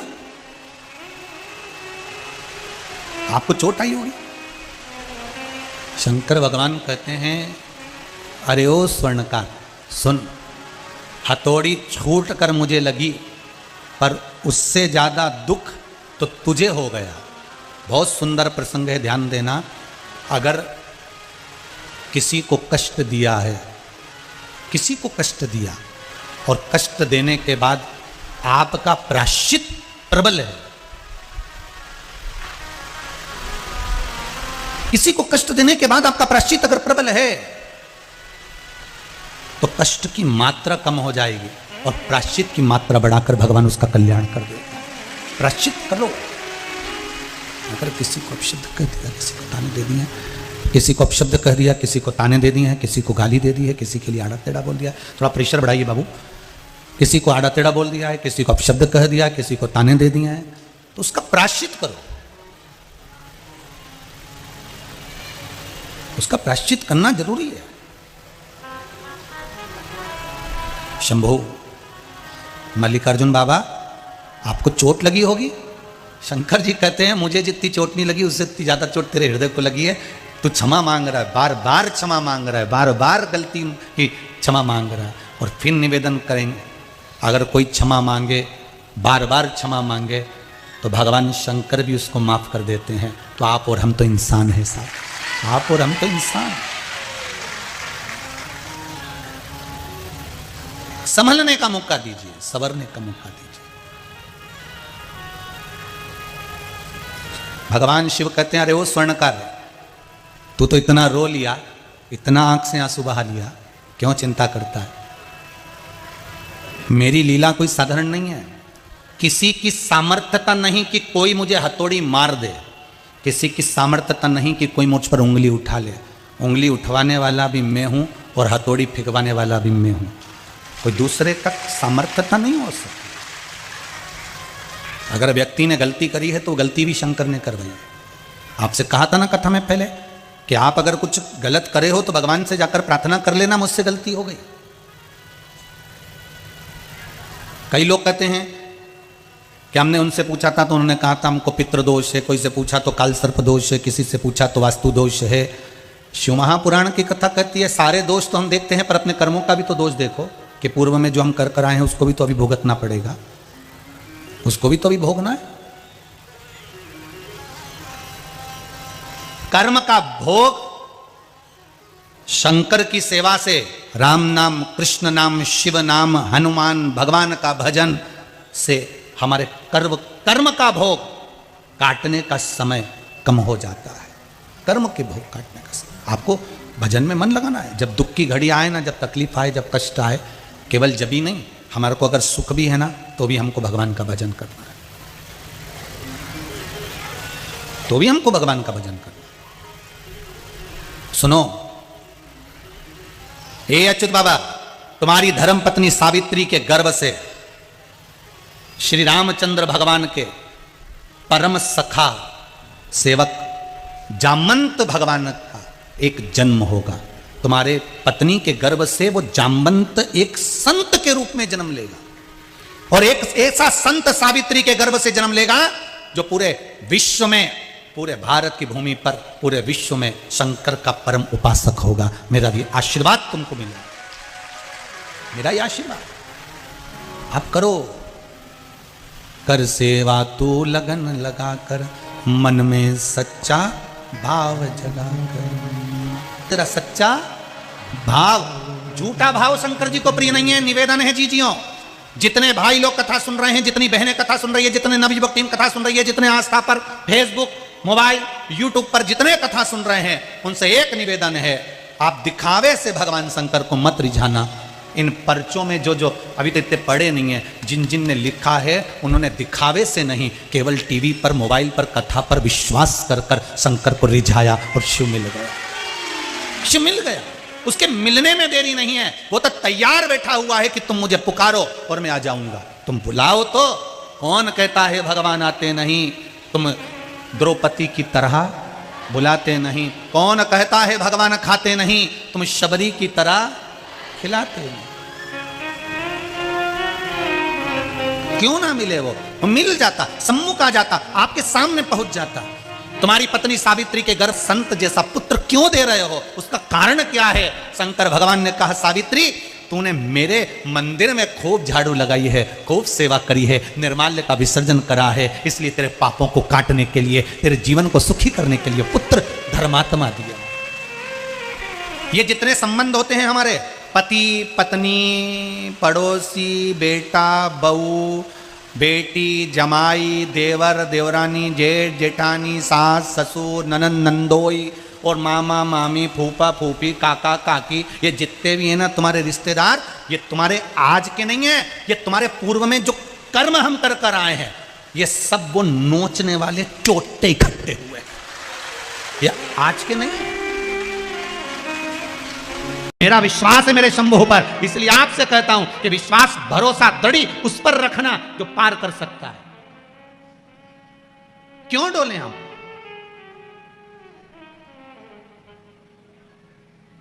कभी एक आध बार तो हम भगवान से कह सकते हैं, भगवान तुम्हारे बिना मुझे नींद नहीं आ रही, रोज फोन लगा के बोलती मुझे तुम्हारे बिना नींद नहीं आ रही। कभी भगवान से भी तो कहो कि मैं जब तक तुम्हारा गुणगान ना करूं, जब तक मैं श्री शिवाय नमस्तुभ्यं का जाप नहीं कर लेती, जब तक मैं शिव महापुराण की कथा रात्रि को 15 मिनट पलंग पे नहीं सुन लूं, व्हाट्सएप पे, फेसबुक, यूट्यूब पे, तब तक मुझे नींद नहीं आती। आप में से कितने लोग हैं जो रात्रि को कथा सुन के सोते हो? कथा सुन के सोते हो? अरे वाह, जोरदार ताली, बहुत बहुत साधुवाद, बहुत बहुत साधुवाद। होना चाहिए। मेरा नियम है, मैं रात्रि को कथा सुनकर सोऊंगी, चाहे कुछ भी हो जाए। 5 मिनट सुनूंगी, 2 मिनट सुनूंगी, पर शिव महापुराण का स्मरण कर कर सोऊंगी, तभी जब शंकर का स्मरण कर लूंगी। क्यों?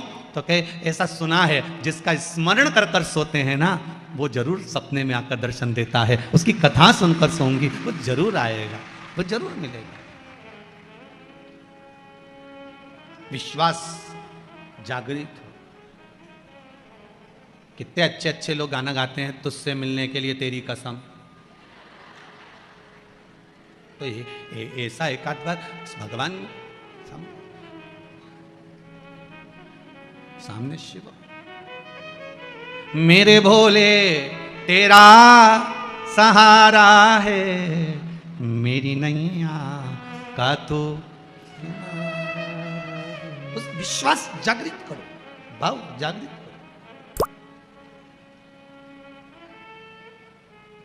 पूरी कथा में से आप कुछ मत लेकर जाओ, नहीं ले जाना है तो, पर एक चीज लेकर जाना, श्री। अरे साथ में तो बोलो, हम श्री बोले तुम शिवाय बोल देते हो, जब देखो जब गड़बड़ गड़बड़ करते हो।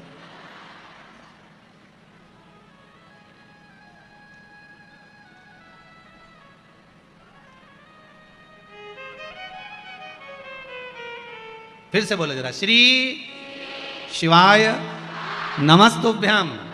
कथा में से अगर लेकर जा रहे हो, कुछ अच्छी चीज धारण कर कर ले जाओ, कुछ मत ले जाओ कथा में से। तो मंत्र शंकर का, शिव महापुराण का मूल मंत्र है श्री शिवाय नमस्तुभ्यम, ये ले। द्रौपदी का जब चीर खींचा गया, द्रौपदी का जब चीर खिंचा रहा था, 5 पति वहीं बैठे थे, कोई उठा जम के? तो बोलो नहीं। भीष्म पितामह बैठे हुए थे, उठे नहीं उठे।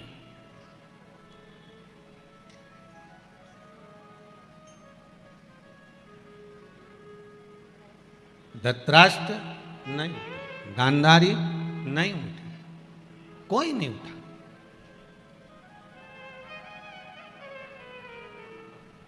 द्रौपदी रोती रोती अपने गुरुजी के सामने गई, गुरु द्रोणाचार्य के सामने, गुरुदेव मैंने आपसे गुरु मंत्र लिया, शिष्य हूं मैं आपकी, मैं आपकी चेली हूं, मैंने आपसे गुरु मंत्र। तुम भी अच्छे से समझ लेना रे इंदौर वालों, समझ लेना जरा अच्छे से।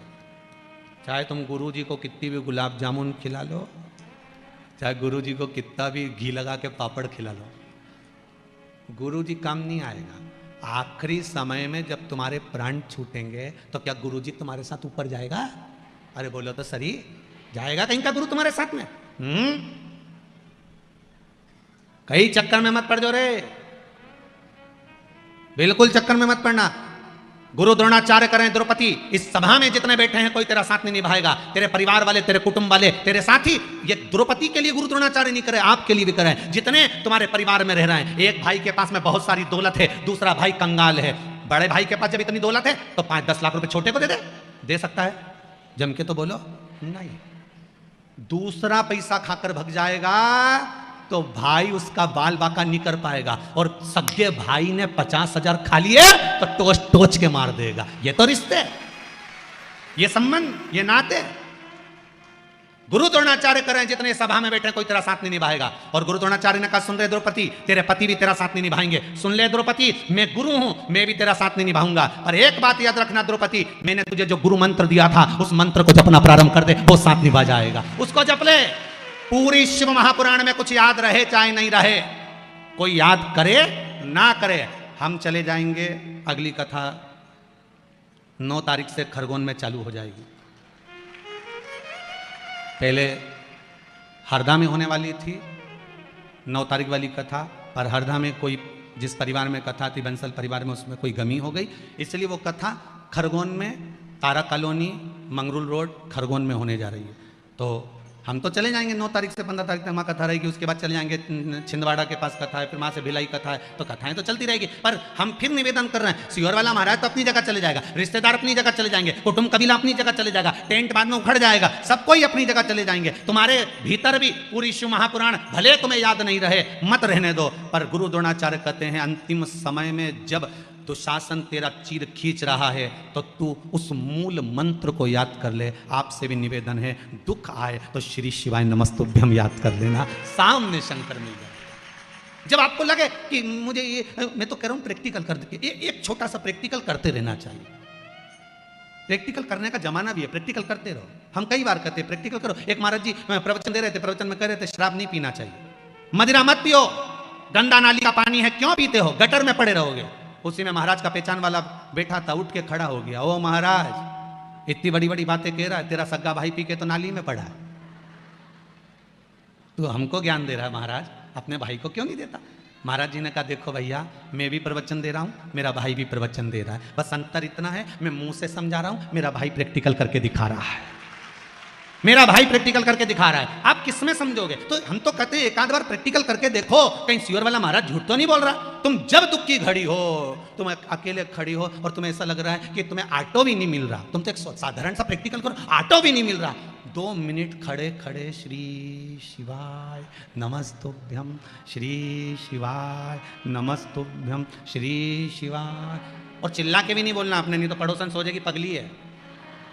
नहीं, अपन ज़्यादा तेज चिल्ला के बोलो तो लोग तो समझे ना पागल हो गई है, तो अपने ऐसा चिल्ला चिल्ला के भी नहीं बोलना, अपने घट की जिब्या से बोलना हो। अपने को किसी को दिखावा विखावा करना ही नहीं बिल्कुल भी, अपने तो भीतर से श्री शिवाय नमस्तुभ्यम जपते रहो। देखो जिस चीज की याद करोगे वो सामने, और थोड़ा समय जरूर लगता है, थोड़ा सा समय। हमने तो यहां तक कहा है तुम्हें रसगुल्ला खाना हो ना तो 2-3 दिन तक तुम श्री शिवाय नमस्तुभ्यम जपो, रसगुल्ला आके मानेगा चाहे कहीं से भी आए, कोई भी लाएगा, तुम जपो तो मंत्र में वो बल है साहब। जब विदेश में श्री सूक्त के मंत्रों से सोना बना सकते हैं, हमारे भारत की भूमि के मंत्रों में बल देखिए कि विदेश में श्री सूक्त के मंत्रों से सोना बनाया जा रहा है, और हमारे भारत में केवल हम श्री सूक्त का पाठ कर रहे हैं, वो सोना बना रहे हैं। हमारे मंत्रों में इतनी प्रबलता है कि अगर हमने दिल से जप लिया तो परमात्मा भी सामने आकर खड़ा हो जाता है, और हुआ, कई बार हुआ। तुम जपो तो मीराबाई जपी, भगवान आकर खड़े हो गए। मीराबाई के दादाजी ने कहा मेरी तबीयत खराब है मीरा, ये दूध का कटोरा ले जा, भगवान को पिलाया, ले। मीराबाई दूध का कटोरा ले गई, भगवान को दे दिया, भगवान के सामने रख दिया। मीराबाई अपने काम में लग गई, भगवान ने दूध नहीं पिया। मीराबाई को लगा रोज पीता होगा, आज नहीं पिया, हो सकता है अपन आपस में पहचान नहीं है इसलिए नहीं पी लिया होगा। मीराबाई जब देखी कि भगवान दूध नहीं पिए, मीराबाई हाथ जोड़ के बोली बाबा ठाकुर कन्हैया दूध पी लो, पी लो। भगवान नहीं पिया, पत्थर की मूर्ति में से कोई भगवान प्रकट है दूध पीना, पियो, भगवान नहीं पिया। जब नहीं पिया, मीराबाई चढ़ गई सिंहासन पे और भगवान के पास खड़ी होके उनकी गले में बैया डाल के बोली ये जो तेरे गाल है ना मोटे मोटे, एक आध दिन दूध नहीं पिएगा ना पतला हो जाएगा, पीले पीले। और जैसे ही मीराबाई ने कहा भगवान नीचे झुके, कटोरा उठाया, गटर गटर गटर गटर, भगवान दूध पी गए। अब भगवान तो दूध पी गए, मीराबाई अंगूठे से बजाती बजाती कटोरा लेके आई। दूल्हा जी ने कहा ला मीरा थोड़ा सा दूध दे दे, प्रसाद दे दे। मीराबाई कहते वो तो सब निपटा गया, सब पी गया, एक गटर में टकरा गया पूरा। गांव के लोग बोले पागल हो गई है मीरा, पत्थर की मूर्ति कोई दूध पीती है? मीराबाई बोली हाँ हाँ दादाजी, पत्थर की मूर्ति ने दूध पिया। तुम पी गई? नहीं नहीं, मूर्ति ने पिया। मूर्ति ने पिया? हाँ ऐसा होता है? हाँ ना मानो तो चलो मेरे साथ। मीराबाई कटोरा फिर भर के लेकर आ गई, अपने दादा को साथ ले गई, गांव के लोगों को साथ ले गई, भगवान के सामने कटोरा रखकर बोली प्रभु एक बार फिर से पी लो। फिर से पियो। भगवान नहीं पिए। मीरा की आंख में जल भर गया, गांव के लोग मुझे झूठा समझेंगे। मीरा फिर सिंहासन पर चढ़ गई, भगवान के गले में बैया डालकर बोली अगर दूध नहीं पिया तो बाप की सौगंध है तेरे को। भगवान तुरंत नीचे झुके कटोरा उठाकर दूध पी गए, वापिस पी गए। भाव था, निर्मल भक्ति थी, तो भगवान को मिलने में देरी कहां लगी? मिला।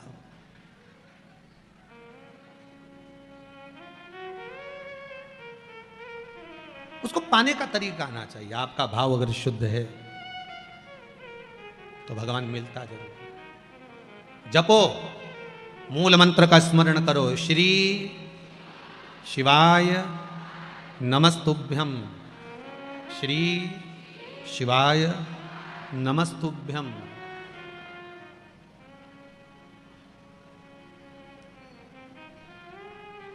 इस मंत्र का प्रभाव क्या क्या है?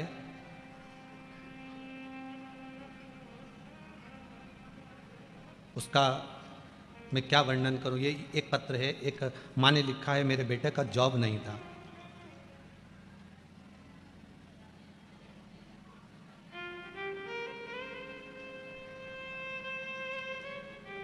कौशल्या खंडेलवाल। कहाँ बैठी हैं? हाथ उठाइए। कौशल्या भाई खंडेलवाल, कहीं दिख रही हो तो भैया हाथ हिला देना हो। श्री शिवाय नमस्तुभ्यम। गुरुजी परिस्थिति बहुत डाउन थी, कहीं बैठी हैं कौशल्या भाई खंडेलवाल।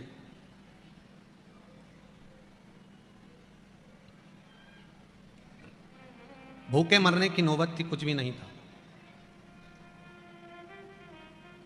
आपने एक उपाय बताया था नवरात्रि में, माता के चरणों में फूल चढ़ाने वाला, वो उपाय मैंने किया। कहां से पैसा आया, कैसे आया, पता नहीं पड़ पाया। 15 तारीख को कोई आया और उसने कहा कि अपन पार्टनरी में दुकान कर सकते हैं। 15 तारीख को रुपए देकर चले गया, 18 तारीख को मेरी दुकान खुल गई। यही भोलेनाथ जी की कृपा है। ये पत्र है उसका, कौशल्या भाई खंडेलवाल। ये पत्र बैंक वाला, कितना सुंदर लिखा है।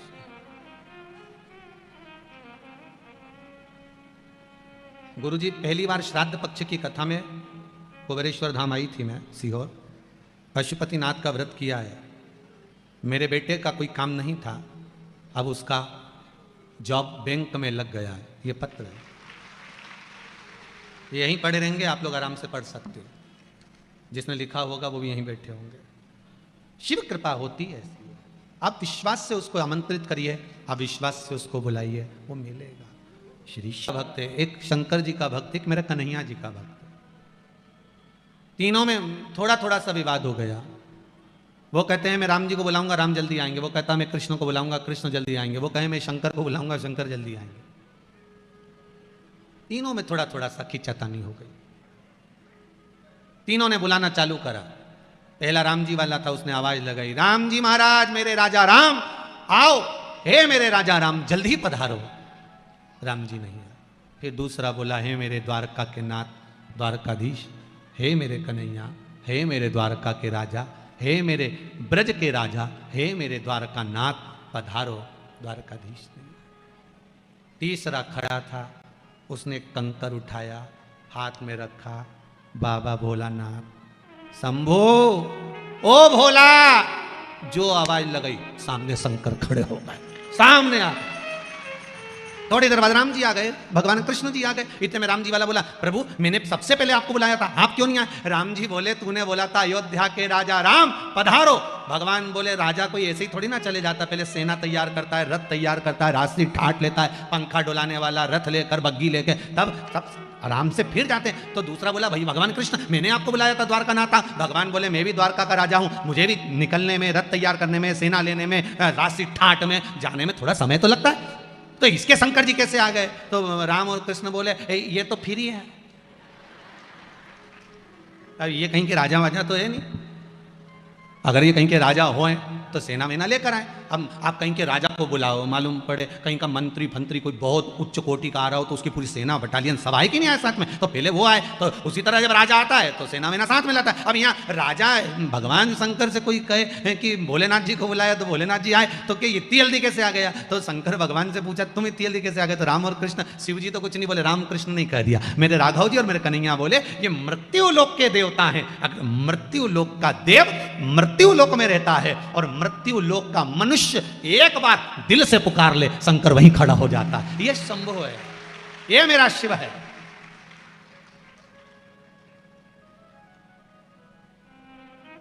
उसको पुकारो तो। मां अहिल्याबाई ने कितनी बार पुकारा और मेरा शंकर आके खड़ा हुआ, मेरा शिव है सामने। माता अहिल्याबाई जब जब संकट में आती थी, माता अहिल्याबाई जब जब डोल जाती थी, माता अहिल्याबाई सामने जब खड़ी हो जाती और डोल जाती, आज दिल की सुनो कि दिमाग की सुनो, माता अहिल्याबाई सोच में पड़ जाती थी, तब शिव को याद करती थी। सामने शंकर के शिवलिंग को लेकर खड़ी हो जाती थी मां अहिल्याबाई और शिव को याद कर कर कहती थी, आप बताओ मैं दिल की सुनूं कि दिमाग की सुनूं? शंकर आकर कह देते, जो तेरा दिल करे वो कर ले, दिमाग की मैं देख लूंगा। मेरा भोलेनाथ आकर माता अहिल्याबाई को समझा कर चले जाता, मेरा शंभू माता अहिल्याबाई के सामने आकर खड़ा हो जाता था। तो आपके सामने क्यों नहीं होगा? और आप तो इंदौर में रहते हो, अहिल्याबाई की नगरी में, आपकी तो वैसी अहिल्याबाई से पहचान अच्छी है, क्योंकि रोज राजवाड़ा से निकलते हैं, उनके घर के सामने से निकलते हैं, तो तुम्हारी तो पड़ोसन ही हुई ना, पहचान तो बड़ी ना। अब जब उनकी पहचान तुमसे है तो उनकी शंकर जी से है, तो तुम्हारी भी शंकर जी से।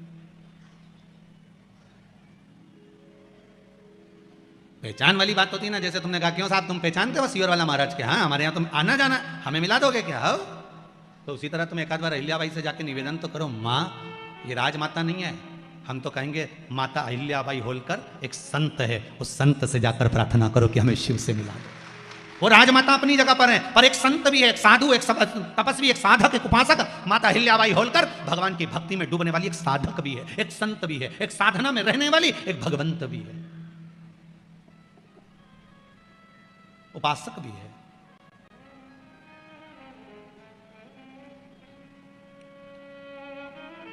आप कहो तो उससे, चाहे चारों ओर अंधेरा हो, चाहे मौत ने मुझको मेरा, पर मन नहीं डगमग मेरा हो, रहे ध्यान तुम्हारे चरणों में, रहे तुम्हारे चरणों। पूर्ण विश्वास के साथ आप शिव की आराधना करें, पूर्ण भरोसे के साथ आप शंकर का अनुमोदन करें, पूर्ण विश्वास होना चाहिए, पर नम्रता के साथ शंकर का स्मरण हो, अहंकार के साथ नहीं। जब मेघनाथ युद्ध करने के लिए आया, लक्ष्मण जी ने हनुमान जी से कह दिया, मेघनाथ है, कोई टेंशन मत लो, इसको तो मैं निपटा दूंगा, इसको मैं समाप्त कर दूंगा, ये मरेगा मेरे हाथ से।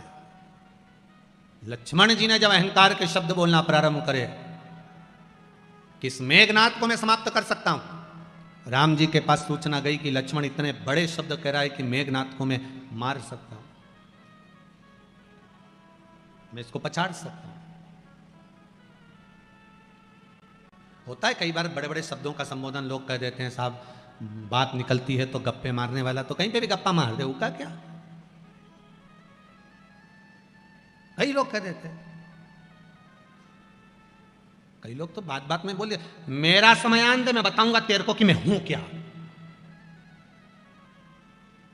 अभी तो मुझे पहचानता नहीं है, मेरे से मुंह मिला रहा है, मेरा समय आन दे, मैं बताऊंगा मैं क्या हूं, आन दे मेरा समय।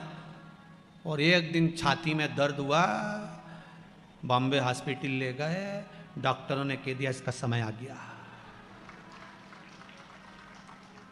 पढ़ा रिया, जिंदगी भर कहता रिया मेरा समय आन दे। ऊंचे बोल कभी नहीं बोलना रे दादा, सुन लो रे अच्छे से, ओ जीजियों, अपने कभी ऊंचा बोल नहीं बोलना कभी भी। और मेरा भेरुओं से भी निवेदन है, इनसे भी निवेदन है कि बिल्कुल अपने शब्दों को तोल कर मोल कर बड़े आनंद में बोलिए साहब, जीवन का कोई ठिकाना नहीं। क्रोध में आ गए। एक बार भीम को अहंकार आ गया था।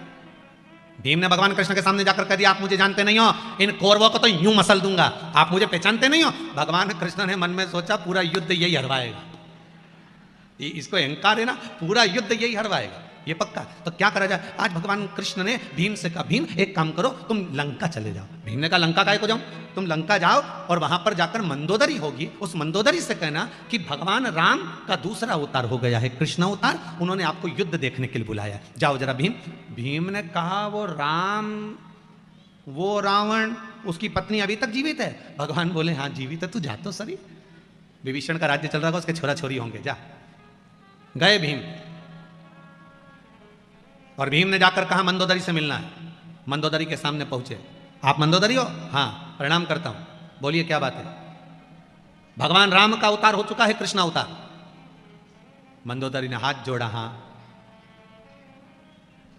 बोलिए, भगवान राम ने आपको वचन दिया था, कुछ बात हुई थी आपकी? हाँ, मैं जब युद्ध के मैदान में अपने पति के शव को देखकर रो रही थी, मंदोदरी बोली, तब मुझे राम जी ने कहा था मंदोदरी क्यों रो रहा, और मैं उसको नमन करने नहीं आ सकी। मंदोदरी, अच्छे कुल की नारियां युद्ध के मैदान में नहीं आती, आपको मालूम है, इसलिए आप युद्ध के मैदान में नहीं आए। अगर मैं युद्ध ही देख लेती तो तर जाती, मंदोदरी बोली। भगवान कृष्ण राम जी कहते हैं मंदोदरी अगर तुम्हें युद्ध देखने का इतना शौक है, मेरा अगला अवतार कृष्ण अवतार होगा, तब मैं तुम्हें युद्ध देखने के लिए बुलाऊंगा, चिंता मत करना। मंदोदरी कहती है आज कृष्ण अवतार हो गया, मुझे युद्ध देखने बुलाया होगा, चलने को तैयार। मंदोदरी ने पूछा भीम एक बात बताओ, युद्ध किसका है? क्या भगवान कृष्ण युद्ध लड़ रहे हैं? भीम कहते हैं मंदोदरी काकी, मेरे जैसे योद्धाओं का युद्ध है, अभी आपने मुझे देखा क्या है? मंदोदरी, मुझे देखोगे युद्ध करते हुए तब मालूम पड़ेगा। मंदोदरी ने कहा चलो अच्छा, बाद में चलते हैं युद्ध के मैदान में, पहले एक काम करो, स्नान कर लो, भोजन कर लो, फिर चलते हैं, जाओ जरा स्नान करो। मंदोदरी ने उसको भेज दिया। भीम स्नान करने लंका के पीछे गया, एक तालाब में भीम कूद गया, तालाब में कूदा, नहाने के लिए जो गया तो 4 दिन में निकल के वापिस आया। 4 दिन में भीम तालाब में से निकल कर आया, आकर मंदोदरी काकी को नमन करा। मंदोदरी ने कहा 4 दिन से कहां गया था? भीम कहता है मैया एक बात समझ में नहीं आया मंदोदरी काकी, समुद्र में कूदता था, 1 सेकंड में था पाकर छूकर ऊपर आ जाता था, पर तुम्हारी लंका में ना जाने कौन सा तालाब है जिसमें कूदा, 4 दिन हो गए तो भी था नहीं मिल पाया, तो निकल कर बाहर आया। मंदोदरी ने पूछा नहाने कहां गया था? भीम बोला लंका के पीछे। मंदोदरी बोली वो लंका के पीछे तालाब नहीं है, मेरा देवर कुंभकर्ण मर गया था, उसके सिर की हड्डी पड़ी थी, उसमें पानी भरा हुआ था। मेरा देवर कुंभकर्ण मर गया था जिसके सिर की हड्डी में पानी भरा था, उसमें नहाने में भीम तुझे 4 दिन लग गए, और तू कहता है मेरे जैसे शूरवीरों का युद्ध है, जिसके देवर के सिर की हड्डी में से निकलने में 4 दिन लग गया। अरे ओ भेरू, ये आंकड़ अपने पास रख ले। भीम की आंख में जल भर गया, मंदोदरी के चरण पकड़ लिए। पूरे कौरव और पांडवों का युद्ध देखना, सबका युद्ध दिखाया, पर भीम का नहीं दिखाया। जिसका अहंकार टूट जाता है वो कभी सामने नहीं आता है, सामने पहुंचता ही नहीं। टूट गया अहंकार, समाप्त हो गया।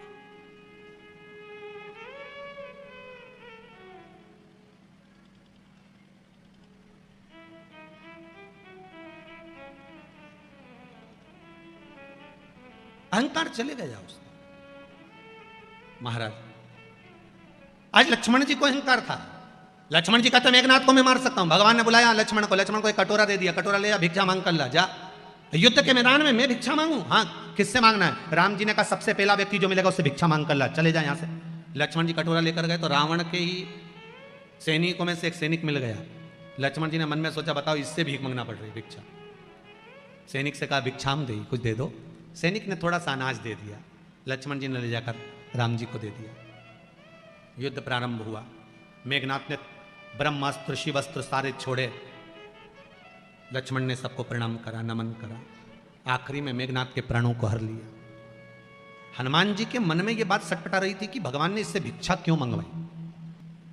जब मेघनाथ को मारकर लक्ष्मण जी आ गए, प्रणाम करा भगवान को, तब हनुमान जी ने पूछ लिया, एक बात तो बताओ प्रभु, आपने लक्ष्मण से भिक्षा क्यों मंगवाई थी?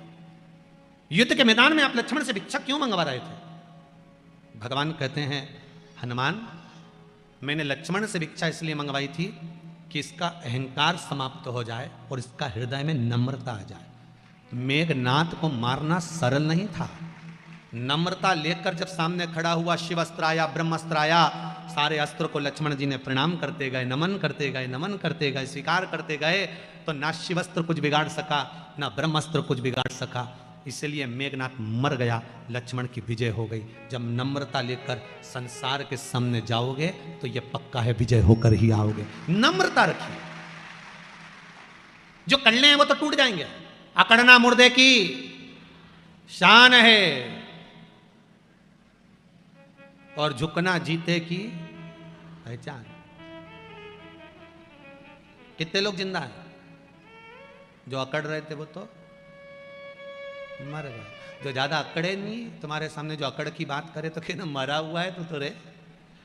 अगर कोई अकड़ की बात करे ना तो समझ लेना मुर्दा है। इससे क्या बात करो मरा हुआ से? अपन तो जिंदा से बात करें, अपन की भूतों से बात करें, अपने बात नहीं करना। जो ज्यादा अकड़े, मान सम्मान प्रतिष्ठा यश कीर्ति में जो अकड़ रहा हो, समझ लेना मृत्यु के घाट पर है।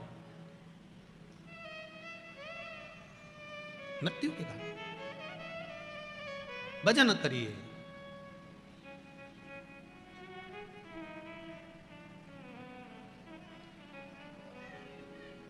आपका धैर्य और आपका जो मौनता है, बहुत बहुत बहुत प्रेम से कथा सुन रहे हो महाराज। हमको तो कई लोग कह रहे थे कि महाराज जी इंदौर में कथा होती है तो लोग इतना शोर करते हैं, इतना शोर करते हैं कि कथा ही सुनना बड़ा मुश्किल हो जाता है।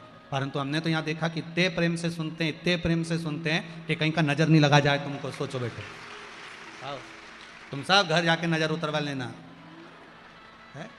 इतने प्रेम से कथा सुन रहे हो, और क्या चाहिए।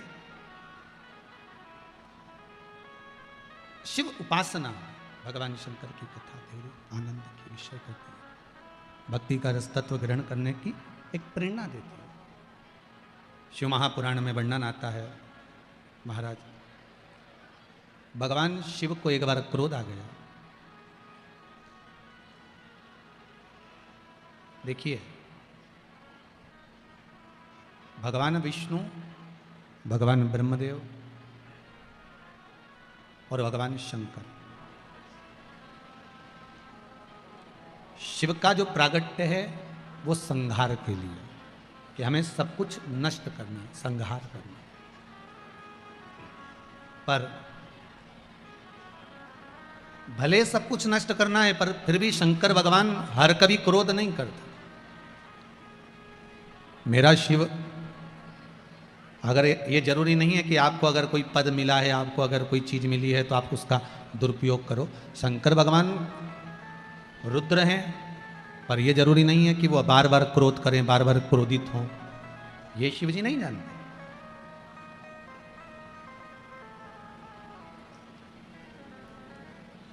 कोई कह रहा था गुरुदेव, ये शंकर भगवान क्रोध करते हैं तो इनका पूजन, इनका अर्चन, इनकी सेवा, इनकी चाकरी श्रेष्ठतम है। क्यों नहीं है? क्यों नहीं कर सकते?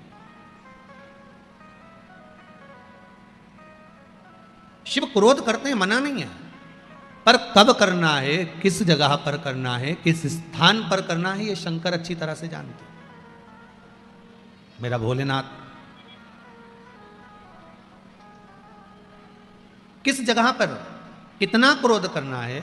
देखो, एक माता पिता अगर बच्चे पर बार बार क्रोध करेंगे तो बच्चा आपका कहना मानेगा क्या? जरा जम के बोलिए, मानेगा क्या?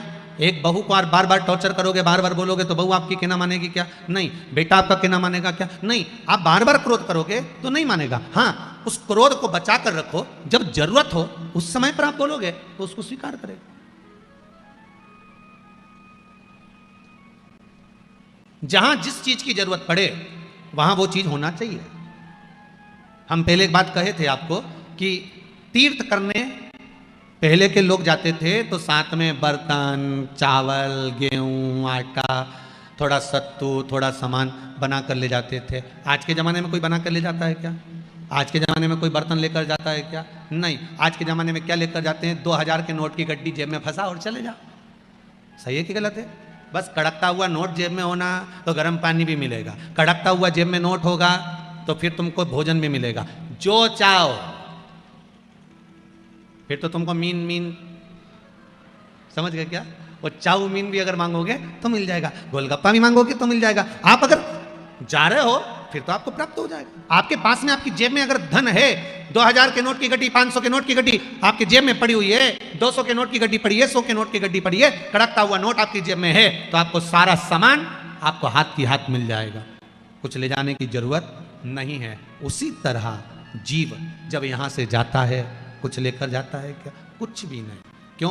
फिर क्यों लिखा है गरुड़ पुराण में कि ऊपर जाओगे तो जैसा दोगे वैसा मिलेगा, तुम्हें डनलफ का गद्दा मिलेगा, एसी का रूम मिलेगा, सोने की थाली में भोजन मिलेगा, बैकुंठ में इतना सुंदर कमरा, इतना सुंदर कक्ष मिलेगा। ये सब क्यों कहा जाता है कि आपको इतना सब कुछ प्राप्त होगा, इतना सब कुछ मिलेगा? उसका कारण क्या है? तो शास्त्र कहता है भगवान के नाम की गड्डी अगर हृदय में बांध कर ले जाओगे तो सारा सुख बैकुंठ में भी प्राप्त हो जाएगा। बस भगवान के नाम की गड्डी होना चाहिए, भगवान का नाम साथ में होना चाहिए। कलयुग केवल नाम आधारा, सुमर सुमर नर उतरहि पारा। कलिकाल में केवल एक नाम की आधारशिला है। भगवान के नाम को आधार बनाकर जो भगवान की अविरल भक्ति में डूबता है उसकी नैया पार। क्रोध करो, मना नहीं है, पर जरा जरा सी बात में क्रोध करो, ये कहां की बात है? पत्नी और पति दोनों के क्रोध में एक अंतर है। क्या अंतर है पत्नी और पति के क्रोध में? जम के बोलो जरा, किसी को मालूम हो तो जरूर बताना। पति और पत्नी के क्रोध में एक अंतर है। पति क्रोध में होता है तो लड़ झगड़ के बाहर जाता है, घर से बाहर चले जाता है, और पत्नी क्रोध में होती है तो लड़ झगड़ के कमरे के अंदर चली जाती है। अंतर है कि नहीं दोनों में? बोलो सही है कि गलत है? पति को झगड़ा होगा, गुस्सा आएगा, क्रोध आएगा, लड़ेगा झगड़ेगा तो तुरंत मैं तो जा रहा, तेरे से तो बात करना ही बेकार है, वो जाए वो जाए वो जाए। और पत्नी को अगर गुस्सा आया, लड़ झगड़ के, तो ये अंदर गई, कुंडी लगाई, तकिया में मुंह और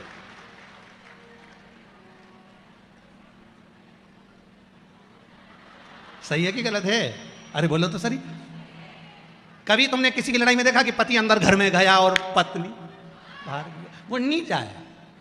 वो पत्नी इतनी विचित्र हो, और महाराज धर्म पत्नी है, वो फर्ज अदा करती है, कितना भी झगड़ा हो जाए, कितनी भी लड़ाई हो जाए, वो के मैं तो नहीं जाऊंगी, जब घर से कमरा के अंदर चली जाए, तकिया में मुंडा रख के फिर बिनकती फिरे, रोती फिरे। कोसे किसको? जिसने बीच में रहकर शादी कराई थी। बाकी क्या किसको थोड़ी ना कोसे, बताओ वो उसको ही कोसे। तो तुम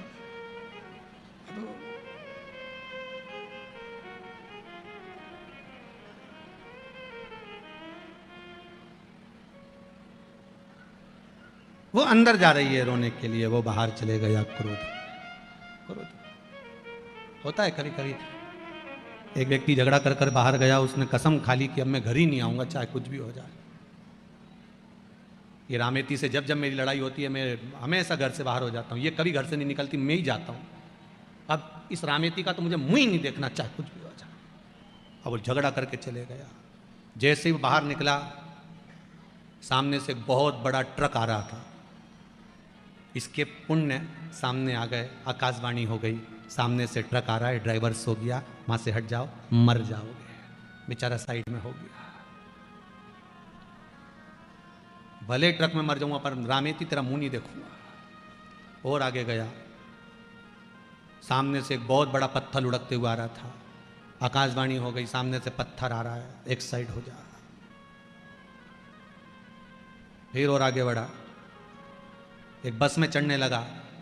आकाशवाणी में मत चढ़ना, इस बस का आगे जाके एक्सीडेंट होने वाला है। अब ये गुस्से में लाल हो गया। तू है कौन जो इतना ज्ञान दे रहा है? बस में चढ़ने के लिए बोल रहा है मत चढ़। जब घोड़ी पे चढ़ा था जब नहीं बोला कि मत चढ़? उसी दिन बोल देता, नहीं चढ़ता मैं एक बार भी। इतना में रामेती ने अपने छोरा उनको बोला, जरा थारा फिर पिताजी के देखिए, अरे सुबह से रोटी वोटी नहीं खाई हो। तो मालूम पड़ा कि वो तो दरवाजे पे ही भैंस की पूंछ पकड़ के चिल्ला चोट कर रहा, नहीं जाऊंगा नहीं जाऊंगा। भैंस आगे बढ़ती जा, ये भैंस की पूंछ पकड़ के पीछे हटते जा, नहीं जाऊंगा। इतने में रामेती बाहर आके बोली, क्यों चिल्ला चोट कर रहे हो? वो तो आ नहीं रहा था, भैंस लिया ही जबरदस्ती की। नहीं तो मैं कहीं आ रहा था, वो तो भैंस मुझे पकड़ के लिया। अब जैसे भैंस ने इससे कहा था कि चल, प्रेम है। देखो ये जरा जरा सी बात में विवाद हो जाना और अदालत में पहुंच जाना, ये सब बेकार बात है। हम कहते हैं पति पत्नी का जो संबंध है, माता पार्वती जी ने शिव जी से 2 वर मांगे थे। पहला वर था, भोलेनाथ जी वर दीजिए जिस पति पत्नी में झगड़ा हो उसमें प्रेम बढ़े, और दूसरा वर दीजिए काशी में जो मरे उसके कानों में गुरु मंत्र आप दे दीजिए। बस शिव ने 2 वर पार्वती को दिए थे। माता पार्वती को शंकर भगवान ने 2 वर दिए थे, पति पत्नी में झगड़ा होगा आपस में प्रेम बढ़ेगा। आज भी पति पत्नी में झगड़ा होता है, दोनों में प्रेम बढ़ता है। कितना भी झगड़ा कर ले, आखिरी में पति घर आकर पूछता जरूर है, क्यों तेरी मम्मी कहां गई? तुरंत पूछे, तुरंत झगड़ा, प्रेम बढ़ता। काशी में जो मरेगा उसके कानों में गुरु मंत्र आपको देना पड़ेगा। इसलिए काशी में मरने वाले का सीधा कान मरते ही टेढ़ा हो जाता है, क्योंकि पार्वती जी ने शिव जी से वर मांगा था, सीधे कान में मंत्र देकर आप मोड़ देना, मैं समझ जाऊंगी कि आपने गुरु मंत्र दे दिया। काशी अभिमुक्त नगरी है, जिसमें मंत्र प्राप्त करने पर मोक्ष की अनुभूति हो जाती है, मोक्ष पद प्राप्त। शिव पुराण कह रही है। महाराज शिव जी को एक बार क्रोध आया, उस क्रोध को ब्रह्मा जी ने घोड़े का रूप दिया। घोड़ा समुद्र में जाकर फेंका, जलंधर की उत्पत्ति हो गई। जलंधर का विवाह वृंदा के साथ में हो गया। वृंदा पतिव्रता धर्म का पालन करने वाली थी, पति को परमेश्वर मानने वाली थी, पति के चरणों का नित्य स्मरण करने वाली थी। वृंदा भगवान की भक्ति में वृंदा ऐसी डूबी, ऐसी डूबी।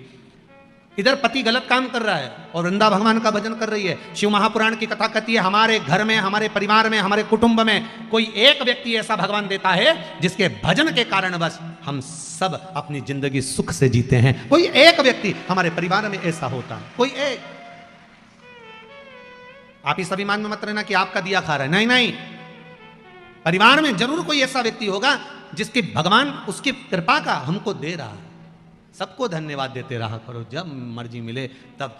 बेटी अपने भाग्य का, बेटा अपने भाग्य का, माँ अपने भाग्य का, पति अपने भाग्य का, पत्नी अपने भाग्य का। कोई किसी का नहीं खाता, सब अपने भाग्य का खाता। और जितना जहां का जिस भूमि का लिखा होता है खाना, व्यक्ति वहीं का खाता है। बहुत ध्यान देना महाराज, जिस भूमि का लिखा हुआ, आपको जहां जिस जगह का लिखा होगा कि आपको यहां का भोजन करना है, गए थे किसी के यहाँ शादी में, कई बार शादी में भी खाना खाकर नहीं आते, दूसरी जगह खाना पड़ता। मामा जी के यहाँ चले गए, मौसी जी के यहाँ चले गए। क्यों? तुम तो शादी में वहां गए थे, माँ का खाना नहीं लिखा था, माँ का अन्न नहीं लिखा था, आप दूसरी जगह पर जाकर खा लेते। माँ का नहीं लिखा। शिव भक्ति प्रबल भक्ति। महाराज वृंदा का सातित्व बड़ा प्रबल था, जिससे जलंधर बच जाता था। अब की बार भगवान नारायण ने भगवान शिव जी से कहा, भोलेनाथ इस जलंधर को मार दीजिए। शंकर भगवान करे जलंधर को मारने में मैं देरी नहीं करूंगा, पर वृंदा का सातित्व भी तो डिगाना पड़ेगा। एक सातित्ववान पतिव्रता धर्म का पालन करने वाली नारी, पति को परमेश्वर मानने वाली नारी, उसका सातित्व डिगा देना कोई सरल बात है क्या? बहुत कठिन बात, बहुत कठिन बात। पर सातित्व भी ओरिजिनल होना चाहिए, दिखावे का नहीं। आज के जमाने में तो सातित्वता का भी दिखावा होता है। मेरे बराबर कोई शंकर जी की पूजन नहीं कर सकता। जितनी अच्छी मैं देवी जी की पूजन करती हूँ, उतना अच्छा देवी जी का भी कोई पूजन नहीं कर सकता। जितना मैं मंत्र का स्मरण करती हूँ, उतना कोई मंत्र का स्मरण नहीं कर सकता।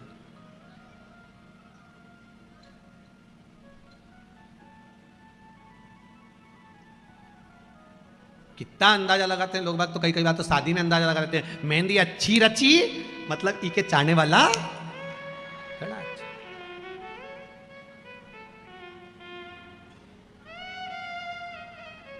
अच्छा, मेहंदी से पहचान हो जाती है कि इसके चाहने वाला अच्छा है, ठीक है।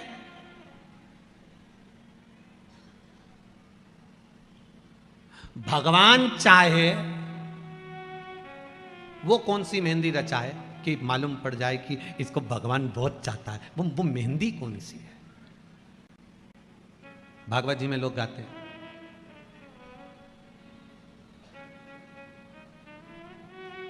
आओ मेरी सखियों मुझे मेहंदी लगा दो और मुझे भोले बाबा की दुल्हन बना दो। ऐसी पहनूं चूड़ी जो कबहू न टूटे, ऐसा वरूं दूल्हा जो कबहू न छूटे, अटल सुहाग की बिंदिया लगा दो मुझे भोले बाबा की दुल्हन बना दो। मुझे शंभू बाबा की दुल्हन बना दो। वो मेहंदी कौन सी है जिसको रचा तो लगे कि भगवान हमको ज्यादा चाहता, वो कैसी मेहंदी। कहा वो मेहंदी नहीं है, वो आपका विश्वास है। पहले आपके साथ में भी ऐसा होता होगा, जितने बैठे हो ना सबके साथ ऐसा हुआ है। आपके घर में परिवार में माता हो, पिता हो, पत्नी हो, पति हो, बच्चे हो, कई बार कह देते हैं पापा ये ऐसा मत करो, ये गलत हो जाएगा। कई बार माँ कह देती बेटा ये तू ऐसा काम कर ले, हो जाएगा। कई बार पत्नी कह देती सुनो आज मेरा मन कर रहा है कि आप ये काम करोगे ना तो हो जाएगा, और वो हो जाता है। माँ ने कहा, कई बार लोग कहते हैं हमारी माता के वचन बिल्कुल सत्य होते हैं, कई कहते हैं हमारे पिता के वचन बिल्कुल सत्य होते हैं, कोई कहते हैं मेरी पत्नी ने जो बोला बिल्कुल सही बोला, कोई कहती मेरा पति बोलता है बिल्कुल सत्य बोलता है, कई बार मेरी बेटी बोलती है सत्य बोलती है। कारण क्या है? मतलब आपके हृदय में शंकर के चरणारविंद की मेहंदी रच चुकी है, इसलिए आपकी वाणी सत्य बोल रही है। वो मेहंदी रच चुकी है, इसलिए वाणी सत्यता की निकल, वो सत्यता की वाणी। महाराज होता है थोड़ा आपके जीवन में जब सत्य प्रवेश करता है, आपके जीवन में जब सत्य प्रवेश करता है, शिव प्रवेश करता है आपके जीवन में, जब भगवान प्रवेश करते हैं आपके जीवन में, जब भगवान का चरणारविंद प्रवेश करता है आपके जीवन में, जब भगवत तत्व प्रवेश करता है आपके जीवन में, शंकर की कथा जब प्रवेश करती है तो एक मन में थोड़ा सा उमंग था, थोड़ा सा हलचल, थोड़ा सा उत्साह पैदा कर देती है। सत्य बताना ईमानदारी से कि आप लोग जब यहाँ आते हो तो आपको कोई टॉर्चर नहीं करता कि चल, आपको कोई ये नहीं कहता कुंडी बजा कर कि चल, आपका दिल अंदर से कहता है कि मुझे कथा में पहुंचना है। आपको कोई टॉर्चर नहीं कर रहा है, आपको कोई बोलने नहीं गया, आपको कोई कहने नहीं गया कि आपको आना पड़ेगा, पहुंचना पड़ेगा, या आपके लिए हमने ये व्यवस्था कर रखी है तो आपको वहां जाना ही पड़ेगा, हमने आपके लिए गाड़ी लगाई, हमने आपके लिए घोड़ा लगाया। आज के जमाने में तो लोग बुलाने के लिए गाड़ियां लगाते हैं, बस लगाते हैं, ऑटो लगाते हैं कि वहां से इतनों को लेकर आओ, वहां से इतनों को लेकर आओ और कथा का पंडाल भर दो। यहाँ किसी ने तुम्हारे लिए गाड़ी लगाई? जम के तो बोलो। उल्टा 10 रुपया रोज तुम्हारा ही खत्म हुआ।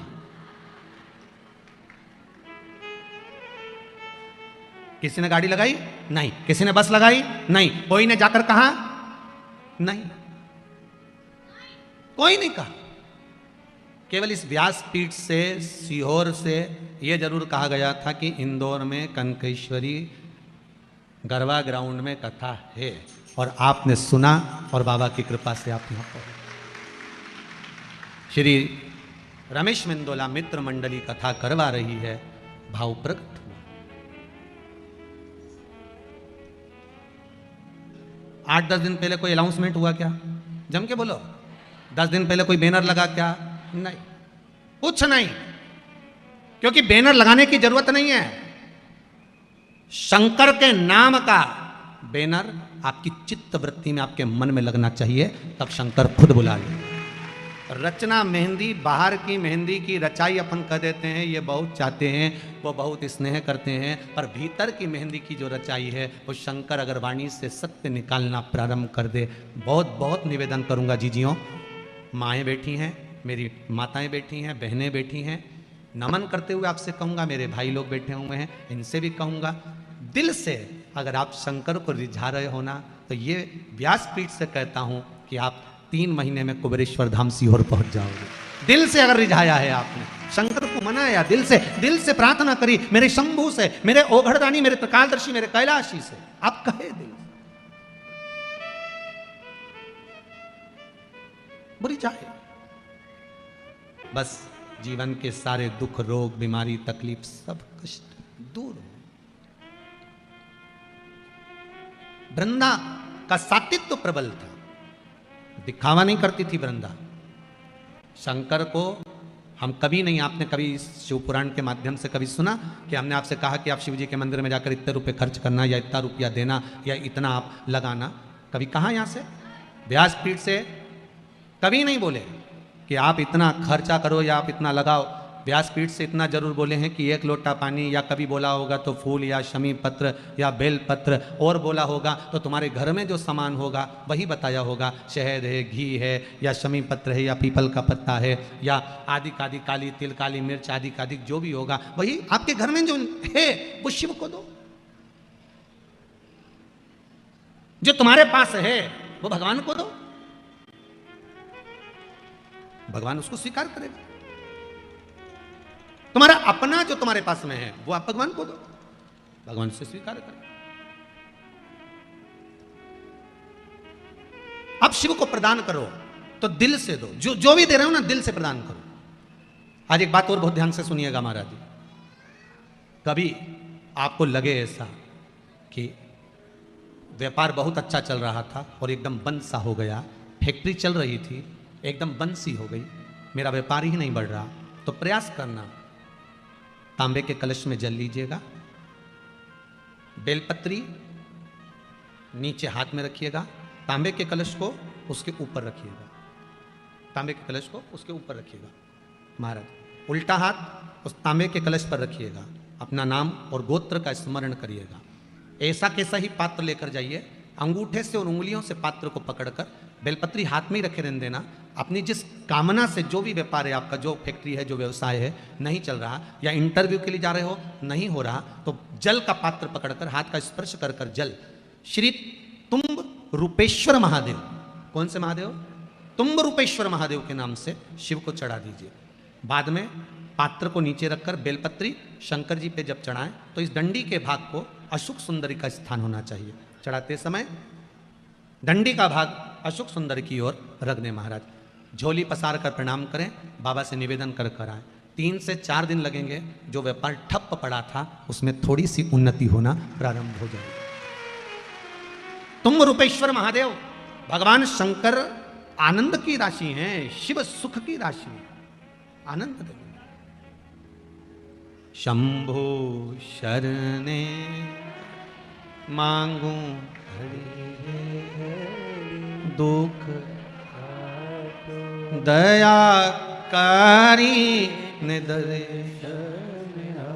भगवान शिव ओघड़दानी, त्रिकालदर्शी, कैलाशी, अविनाशी शंकर के चरणारविंद का रस स्वादन सुख दे। महाराज माता वृंदा देवी का सातित्व प्रबल था, कैसे मारा जाए? शंकर भगवान ने भगवान विष्णु से कहा, मैं इसका सातित्व प्रबल है इसलिए मार नहीं सकता, इसका सातित्व जब डोलेगा तो मैं इसको मार सकता हूं। तो सातित्व कैसे डोलेगा? तो भगवान विष्णु ने कहा, एक काम करता हूं, मैं जलंधर बनकर उसके घर में जाता हूं, आप जलंधर को युद्ध के मैदान में ले जाइए। आप जलंधर को युद्ध के मैदान में ले जाओ। भगवान ओघड़दानी, त्रिकालदर्शी, कैलाशी जलंधर को ले गए युद्ध के मैदान में। भगवान नारायण जलंधर बनकर उसके घर में प्रवेश कर गए, वृंदा के साथ रहने लगे। कितनी विचित्र कथा है, बहुत ध्यान दीजिएगा। मेरे शंकर भगवान ने भगवान नारायण से यह नहीं कहा कि आप जलंधर बनकर जाओ, मेरे शंकर भगवान ने यह नहीं कहा कि आप रूप बदल कर जाओ, मेरे शंकर भगवान ने यह नहीं कहा कि आप जाकर उसके साथ छल करो। मेरे शंकर भगवान ने केवल इतना कहा कि इसका सातित्व अगर पक्का है तो मैं इसको मार नहीं सकता। अगर सातित्व पक्का है तो मैं इसको नहीं मार सकता, मैं इसको संहार नहीं कर सकता। आप जाएं ना जाएं वो आपके ऊपर। कहना शिव का काम है, करना आपका काम। आप अगर शंकर की भक्ति को धारण कर रहे हैं, शिव तत्व को धारण कर रहे हैं। एक माता जी ने लिखा है, गुरुजी आपने अभी और बहुत सारे पत्र तो यहाँ पड़े हुए हैं, ये पढ़े नहीं हैं, परंतु उम्मीद है बाबा का।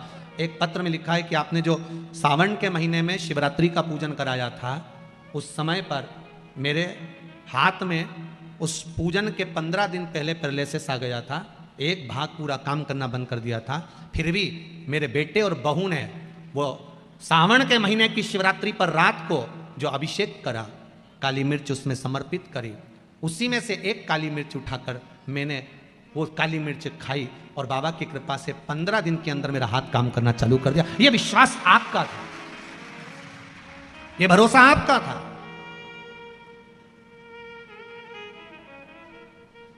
कई लोगों ने वो काली मिर्ची का विरोध भी करा क्योंकि मिर्ची जरा ज्यादा लग गई थी। अब जो नहीं पढ़ता है उसको तो मालूम ही नहीं कि काली मिर्ची का वर्णन लिखा हुआ है। पहले भी हमने सियोर व्यासपीठ से कहा कि इस अध्याय में, इस श्लोक में, इस जगह पर लिखा हुआ है कि शंकर को काली मिर्ची चढ़ती है। बोला था कि नहीं बोला था? बोला था ना। अब उसके बाद भी अगर लोग उस चीज का, क्योंकि व्यक्ति है, मानव है, ये मानव शरीर है, इससे, और हम कहते हैं कि प्रयास करेंगे हम अपनी जिंदगी में, और आज तक भी प्रयास करते रहे हैं